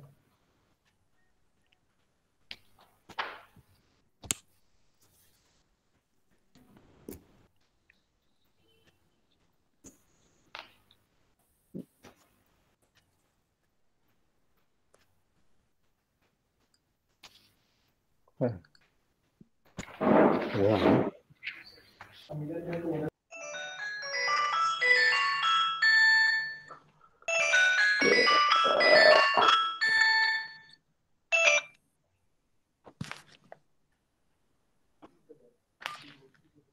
Whether my screen is visible?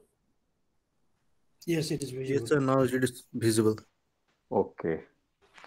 Okay. Very good evening to all the respected dignitaries and my dear faculty colleagues, those who have joined from NIT Meghalaya also, and delegates as well as participants. As we are moving with the out of time, I will not be killing your time also much because today is Sunday and hopefully I will be completing fast. Then Sukumar sir can join again. My topic of presentation will be on grid resilience with sustainable energy and plug-in electric vehicles. And under this topic, I will be covering the first part, that is introduction, almost presented by the experts as well as our CK Chanda sir. Then I will be discussing few things on grid resilience with the sustainable energy. Then next part will be resiliency impact of plug-in electric vehicles in smart grid, and how this grid resilience can be improved by infusing energy intelligence into the smart grid environment. As we move towards an increasing electric world, more energy will be produced by decentralized renewable sources. That all of us know, we are now moving towards the solar power or wind energy system. And at the same time, we are also now moving towards the electric vehicles to reduce the greenhouse gas emission. And when we'll go with the power generation with the renewable energy sources, and which is the intermittent in nature and mainly depends on the climatic conditions. Whether I am audible? Yes, please. Yes, Yes, yes, you are audible. Then automatically we have to depend on the battery storage system, and that part is very much vital because it also means incurs the huge cost, and also it is very difficult to maintain also for a long time. And in that case, we can think of that electric vehicles will be a alternative choice because that can act as a storage device. Now, going to the decarbonization and digitalization leads to a radical transformation of energy landscape.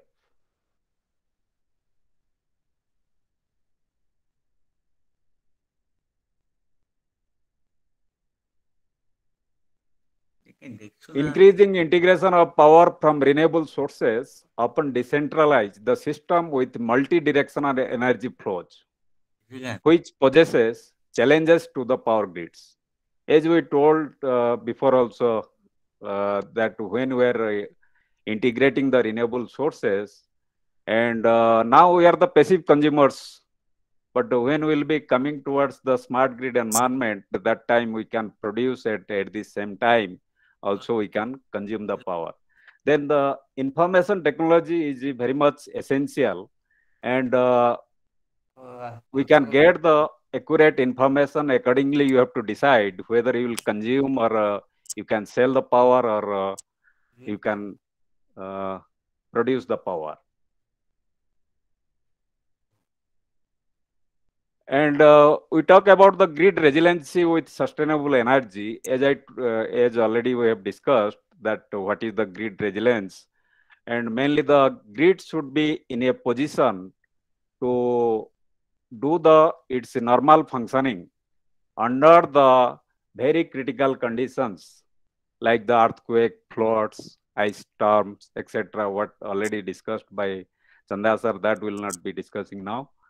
And it is important to focus on ensuring the system can withstand sudden disturbances or unanticipated failures.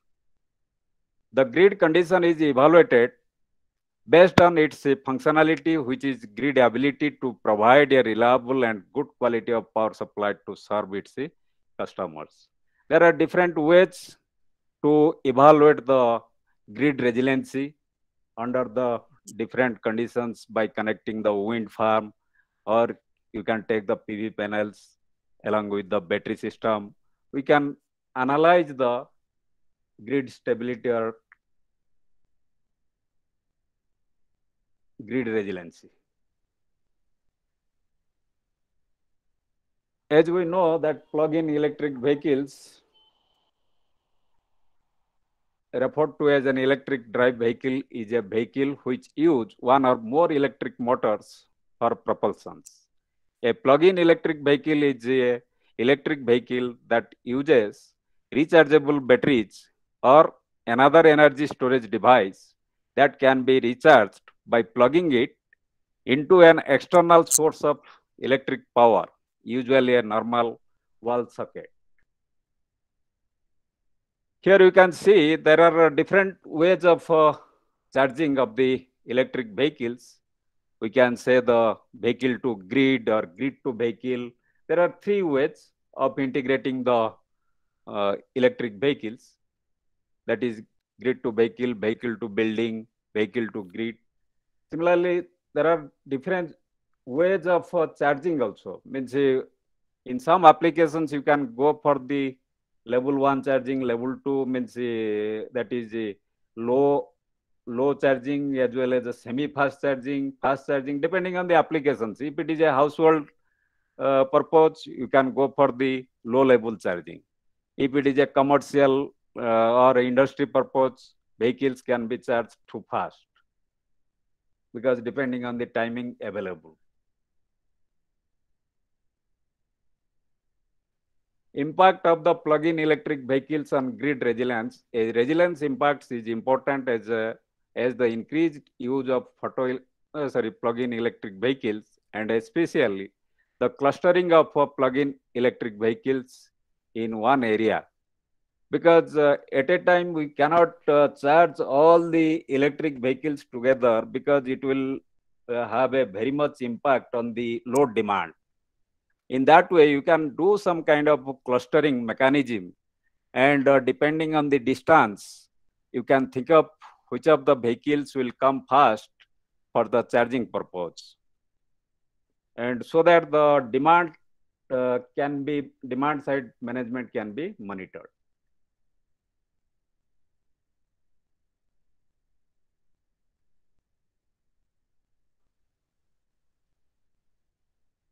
Here we told something about that forecasting.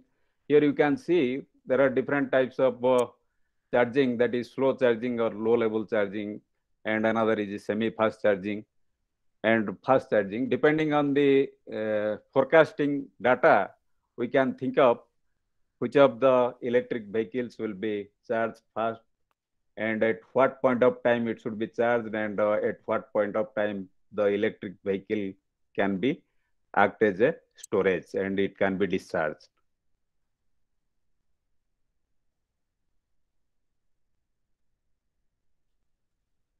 Here you can see one energy intelligence to improve the grid resiliency, because what sir told that artificial intelligence, everything is going to be the future artificial intelligence based energy flow. And that time we have to think how the grid can be stable, because a lot of inertia will be losing because the conventional power generators will not be there, and most of the power will be generated from this renewable sources, or you can say the inverter based power.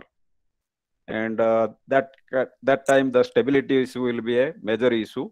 But with the data flow, big data analytics and artificial intelligence will help which of the loads are essential, or the clustering of the loads, or you can shift the loads so that you can maintain the balance between the demand and power generation.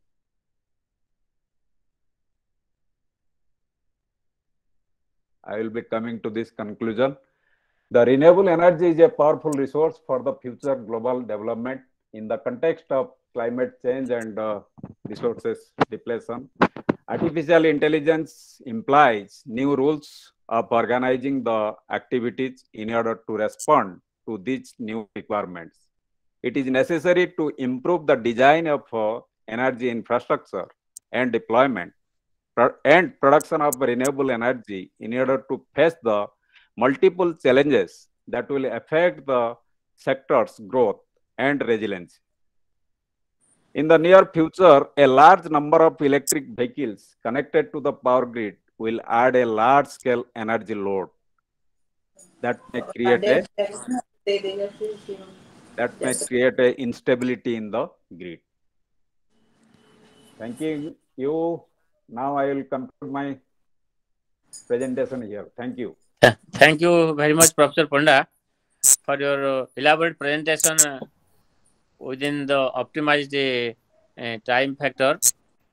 And before I invite our Secretary, Engineer S.K. Sahu, I now request Professor Ashok Tripathi to share his words briefly. Thank you so much for giving me an opportunity. Yes, I have been listening to these kind of possibilities for quite some time now, and we are projecting the possibility, and at that stage, although the software and the analysis part of it has gone ahead, they have assumed certain penetration of solar and wind, and imagining the problems that will come. Hardware has not really caught up to that extent. I have a feeling that because the solar PV cell cost has come down, the cost of solar has come down. That is quite visible. But slowly, as you put your demand on higher performance from the inverter, the cost of inverter is going to be very high. And it has already shown, reflection has already come in the market that the more you expect from the solar to control the stability and the network resilience, etc., from the solar, it will be difficult because it has no inertia. And in inertia-based power system operation and the tripping settings what we have been giving, and for the ramp rate and other things will be different, and you may face a lot of trippings at that time. So alongside the development of penetration of the renewable energy, one should also see whether the equipment ratings and equipment specifications and the protection settings and other things also need to go through a revision, or we leave it to learn when things happen and the tripping takes place, we revise them. It will be an all-round effort to achieve certain things, and there will be a question that time at what cost. We are all very ambitious to provide resilience proof and the availability and controllability to an extent which we are not familiar with. In India, we are accustomed to having some trippings and some unavailability and other things. So the highest degree of reliability and other things, if that is the target, we may land up into a very high cost, which will reflect on the tariff and get public opposition, as well as possibility of software being questioned. The cost of maintenance, cost of changes will be very high. All of you know that the modern digital technology has brought to the world the type of power electronics and the type of the integrated circuits that are going into it, almost use and throw type. And if you face a problem, you have to throw it and put a new one. So looking into all that possibilities, the technology growth will take its own course. It will not be as fast as we are predicting. It will be slow. Hardware has to catch up.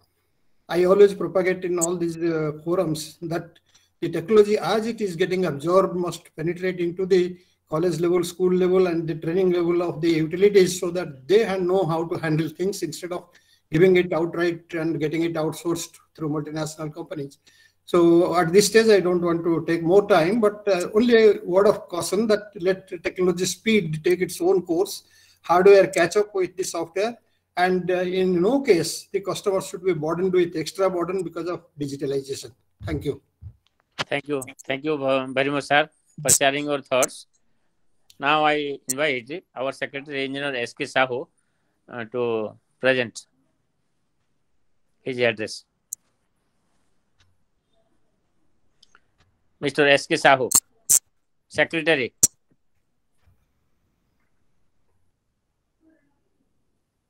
Professor Padhi. Yes, sir. Yes, sir. Can I show 2 slides which I was interested for Yes, our sir. Yes, sir. because just for 3-4 Right, minutes right. only. Sir. Okay, sir. Okay, no problem. Actually, I was very Please show it, wrongly. sir.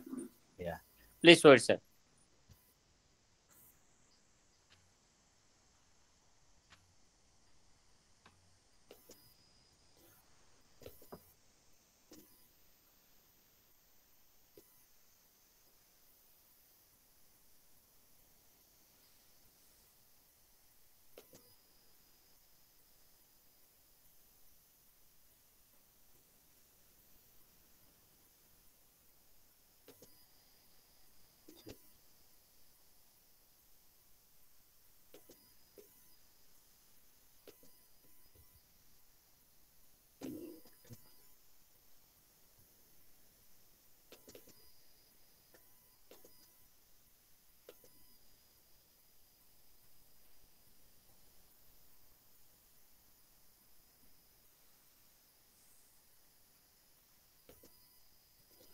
Is it visible now, Professor Yes, Padhi?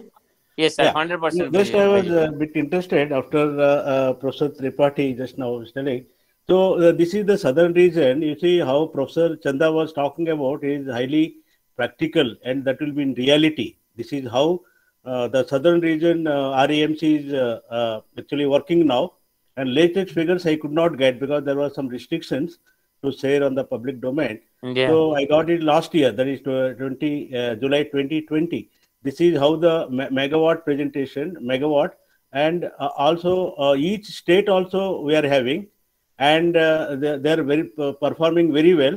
And as Professor Tripathi just told, the stability criteria also I was discussing, and that is though there has been some problems with the present day, whatever is in the system, the PV cell clusters, and now on a like pilot basis, and it has been seen that we are getting the reactive power from the same inverters which are there in Pavagada.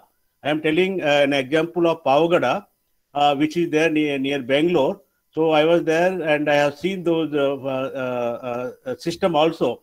So here, whatever during the night time, all the transmission lines, which there are the 7 numbers of 400 kV lines. So they had to trip 5 400 kV lines during the night period because the generation becomes 0 by 5:30 in the evening.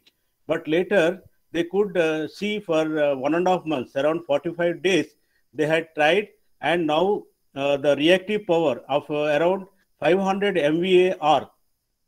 That means around 25% of the real output was available during the night, and there had night shifts in the Pavagada, all the clusters, the PV, solar stations, and they could see that the total stability because of the voltage issue, no line was tripped either by hand or by over voltage, and that they have given a paper to NLDC and Power Grid, and also to CERC also.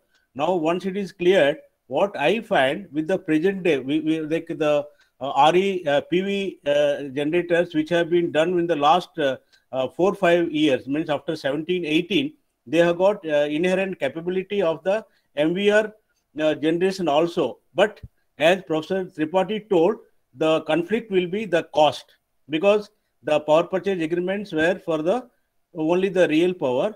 So now the rating will be down, with the megawatt will come down, and you during the daytime and during the night time, if they want to use for the controllability of the power grid, that means the power system, so that issue will come. That just I wanted to say. Big, but other wind and all, they have to come up now, because the power electronics technology is not available to that extent where it can support the reactive, that Q portion, for the stability of the grid. But I think with the modern technology, with the increased cost, of course, that will be implemented with the new projects. And with that, I think we will have a better reliable system, though it is not as good as the old traditional system, and also resiliency, as my previous speakers talking about. They will be implemented. What I am very optimistic after seeing the things in reality. Before that, I was not that much optimistic about that, how the stability of grid will be achieved and all. That is just I wanted to tell. Thank you. Thank you very much. Thank you. Thank you for clarifying. Yeah. Okay. Thank you. Thank you very much, sir. Engineer S.K. Sahu is present now. Now I invite Engineer Sushant Kumar Sethi, our Joint Secretary, to extend vote of thanks. But before that, I request him to announce the 10 faculty members, senior faculty members of NIST Berhampur, who have joined as new life members of Indian Energy Congress. And I also insist that new members who have joined today as delegates, and they should also be interested to join as life members of our organization, Indian Energy Congress. Thank you very much. Mr. Sethi, please start.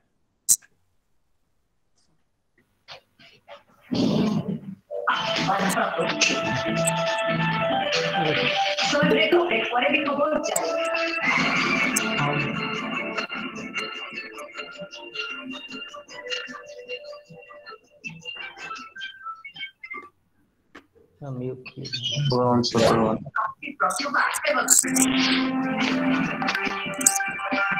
Sir, please mute, sir. Please mute, sir.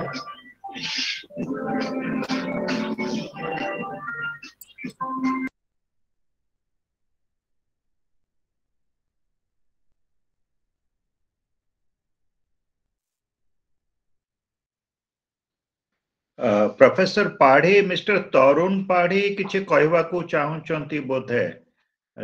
He is raising his hand. Can we accommodate him? Tarun, please. Hello. Tarun, please speak. Yeah. Good evening, President and Secretary of and all the members, delegates, member for the Indian Congress. Is it audible? Yes, yes. Yeah, I listen from beginning to all the speakers. Thanks for good and nice presentation. But there is a two-way path for the control of reactive power and the grid stability.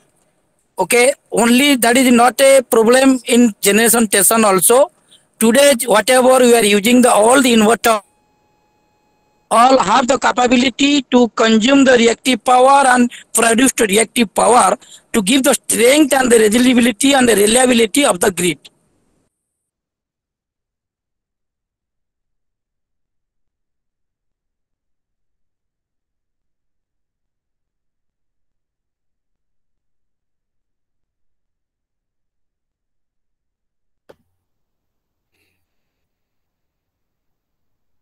Was that all? I mean, have you concluded?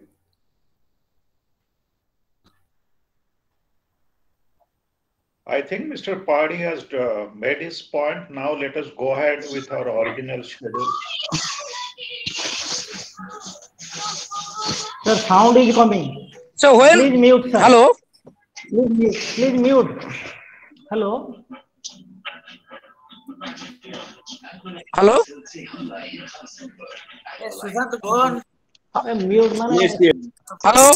We started. Sound problem. You started. You started. Please mute.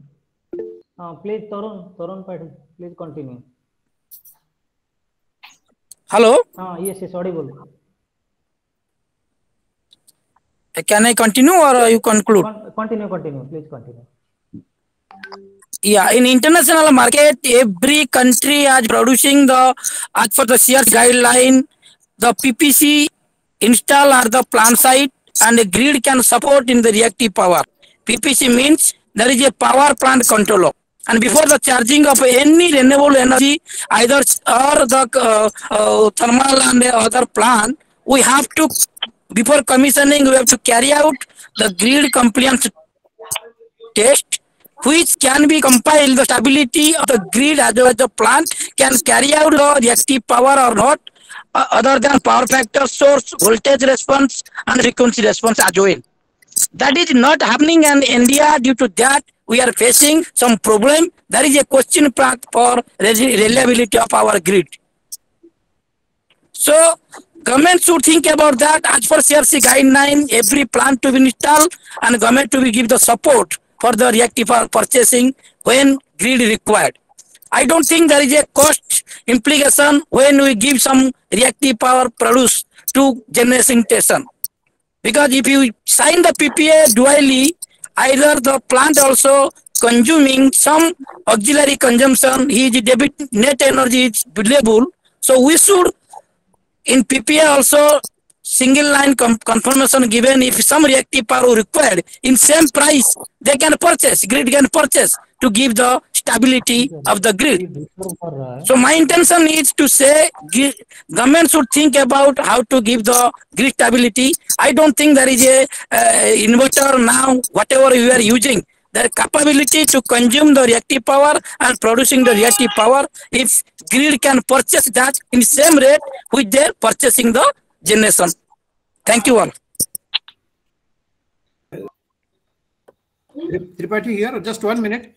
I say I agree that it is possible, but on all those extra capabilities what you are deriving from the inverter makes it more costly because you derate it in total MVA rating and then achieve that extra extraction of MVA at the cost of megawatt. So the cost increases. I just told that the hardware cost increases. I don't say it is. No, that is, yeah, you are right, sir. Sir, you are right. The hardware means only the power plant controller one unit will be installed. We are using almost in Rajasthan also, the government already asked you to install the PPC. Because if some people are taking the power purchase agreement in 50 megawatt and they are installed 65, 70 megawatt, sometimes the megawatt they are giving more than the 50 megawatt.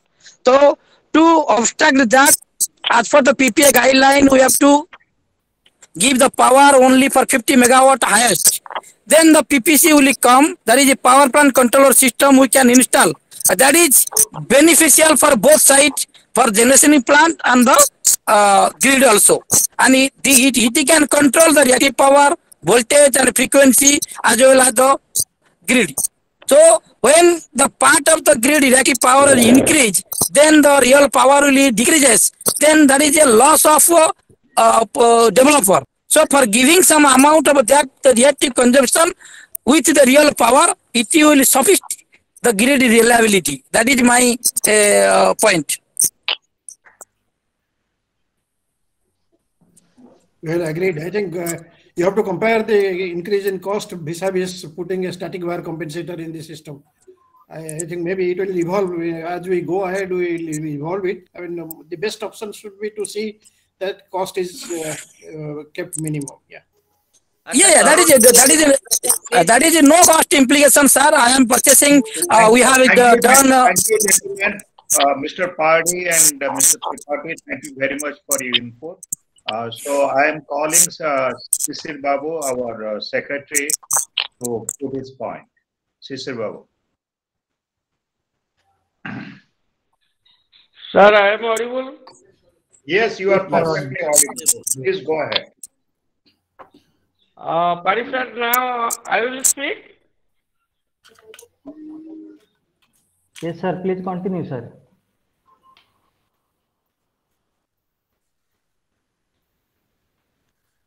Cicero, quanto?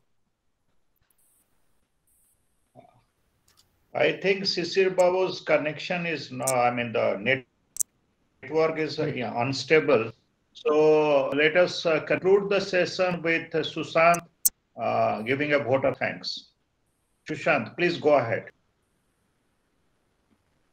तरुण बाबू किए कहते तांका परिचय जानलेनी कि Sir, he is my student, 2004 pass out, and he is right now the construction head of solar in executive post. Sir, I introduce myself. My professor, Mr. Sushant Sethi, is here. He introducing the Indian Congress Committee organization before also. So I am working as a general manager or operation maintenance of Sterling and Wilson Solar Limited. I have 18-year experience. Out of that, 12-year experience in renewable energy, basically solar. I am working now as a operation maintenance south head in Sterling and Wilson. I am passed out from Dreams, and that time my professor was Mr. Sushant Sethi, and he introduced me in this organization. Where you are now posted? I am in Delhi. Okay, thank you. Thank you.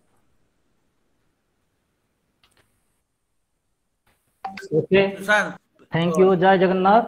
A warm and pleasant evening to one and all present over here. And it's my privilege to propose the vote of thanks and acknowledge the contribution of those who have worked really hard to make this webinar happen. I, Engineer S.K. Sethi, Joint Secretary, Indian Energy Congress, would like to extend my most sincere thanks to Almighty for His blessings and making today's event a resounding success. On behalf of the webinar committee, I extend my heartfelt thanks to our most revered President of Indian Energy Congress, Dr. Engineer Prabhakar Swain, sir, for his immense support and best guidance to make this webinar successful. Thank you, sir. I extend my gratefulness to my respected teacher and my advisor, Professor Dr. P.K. Padhi, sir, with the Secretary General of Indian Energy Congress for encouraging me every time and successfully organizing all such beautiful sessions even during the pandemic. Thank you, sir. I sincerely thank our esteemed inaugurator, come chief guest, my postgraduate teacher, Professor Dr. Chandan Kumar Chanda, sir, Professor in Electrical Engineering Department of Indian Institute of Science and Technology, Howarh, Shibpur, West Bengal, for accepting our invitation and gracing this webinar as chief guest and inaugurating the national webinar, and for giving his valuable time from his busy schedule to enlighten us with his knowledge about the theme area. Thank you, sir, for your valued contribution. I express my gratitude to our esteemed speaker, Engineer V.G. Rao, sir, former Chief General Manager of Power Grid Corporation of India Limited, Bangalore, who enlightened us about the topic grid stability, reliability, and resilience with renewable energy resources. Thank you, sir, for your valued contribution. I express my gratitude to our esteemed speaker, Professor Dr. Sukumar Mishra, sir, Professor Electrical Engineering Department, IIT Delhi, who elaborately explained about the topic Smart Grid, a way forward, through his marvelous presentation. Thank you, sir. I express my gratitude to our esteemed speaker, Professor Gayadhar Panda, sir, Professor in Electrical Engineering Department, NIT Meghalaya, who briefly and elaborately explained about the topic grid resilience with sustainable energy and plug-in electric vehicle and enlighten us. Thank you, sir. I also express my heartfelt thanks and regards to Professor R.P. Mohanty, sir, former Vice Chancellor, Sua University, for his constant motivation and words of appreciation always with us. Thank you, sir. With deep sense of gratitude, I would like to thank our esteemed governing body members, come advisors, Dr. Sukant Kumar Mahapatra, Dr. Dibakar Swain, ex-Vice President, PPL, Dr. Priyavata Patnaik, Director, Odisha Electricity Regulatory Commission, Dr. A.K. Tripathi sir, Director General, Central Power Research Institute. Engineer Sanjeev Tripathi, Ex-Director, UHBC. Engineer Chandeshwar Behera, Chief Engineer, Water Resources Department. Engineer Krupa Sindhu Biswal, Odisha Hydropower Corporation. Dr. Ram Prasad Panda, Associate Professor, Silicon Institute Technology. Engineer Khiroj Mahapatra, Registrar, NIST Group of Institution. Engineer Sushil Mahapatra, Engineer Sushil Kumar Sahu, Secretary Indian Engineering Congress. Engineer Ramakanta Sahu, for their constant endeavor in organizing such a successful event. Thank you all. I would also like to extend a hearty thanks to all the professors, heads of the department, faculty members, staff members of Dreams Group of Institutions and other esteemed institutions, print media brothers, for the success of this webinar. I extend my thankfulness from the core of my heart. Sushant, who have become new members? Yes, sir. If the list is read out from list. I extend my thankfulness from the core of my heart to Dr. Sandipan Malik of NIST Group of Institution, Engineer Prabhak Mahapatra, East Coast Railway, Engineer Chandan Barik, Engineer Tarun Kumar Padhi, Dr. Sanjeev Kar Sua University, Professor Biswajit Jana, Head of the Department Civil Engineering, Dr. Abhik Chattopadhyay, IIEST Shibpur, Dr. J.K. Maharana, Dr. Simantananda, Engineer Sonak Rai, and esteemed Professor of IITs, NITs for their participation in the webinar.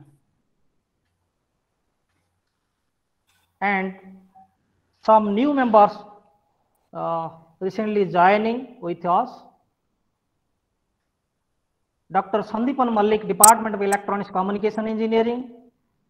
Dr. M. Suresh, Department of Electronics Communication Engineering. Professor Nilesh Dalai, School of Mechanical Engineering. Professor Manoj Sahu, School of Computer Science Engineering. Professor Vibhuti Bhushan Mishra, Department of Electronics Communication Engineering. Dr. Murthy Cherokruti, School of Electrical Engineering. Dr. Ashwini Kumar Nayak, School of Electrical Engineering. Dr. Pradyumna Kumar Patra, Department of Electronics Communication Engineering. Dr. Sushant Kumar Sahu, School of Mechanical Engineering. Dr. Soren Mishra, School of Mechanical Engineering. On behalf of Indian Engineering Congress, I welcome you all. My special thanks to our student coordinator, Saurabh Panda, Mahavir Singh, Mohammad Farai Yusuf for their enormous support and cooperation in preparing all the documents and timely technical support. At last but not the least, a hearty thanks to each and every individual participant from different corners of our country for their active participation. This session was really informative and marvelous one. I hope it shall be helpful to all the participants in their research activities. Once again, I thank you all for your valued contribution to the planning and organizing of this webinar to make it a grand success. And so we come to the conclusion of this event. Thank you one and all. Good night. Vande Utkala Janani. I declare the webinar closed here. Thank you. Thank you. Thank you, sir. Thank you, sir. Thank you, sir. Thank you.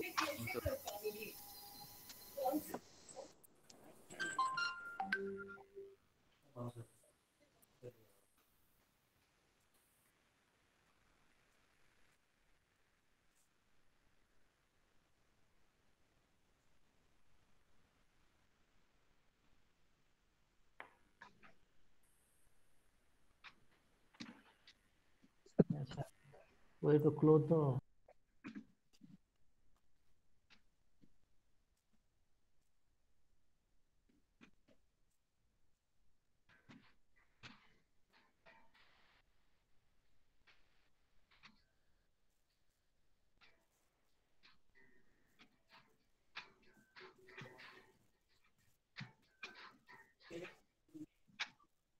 You like to know your score, but do you know your health quotient score?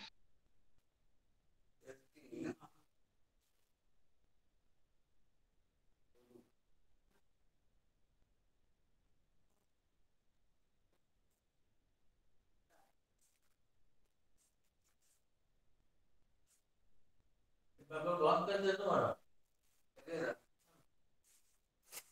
otherwise the third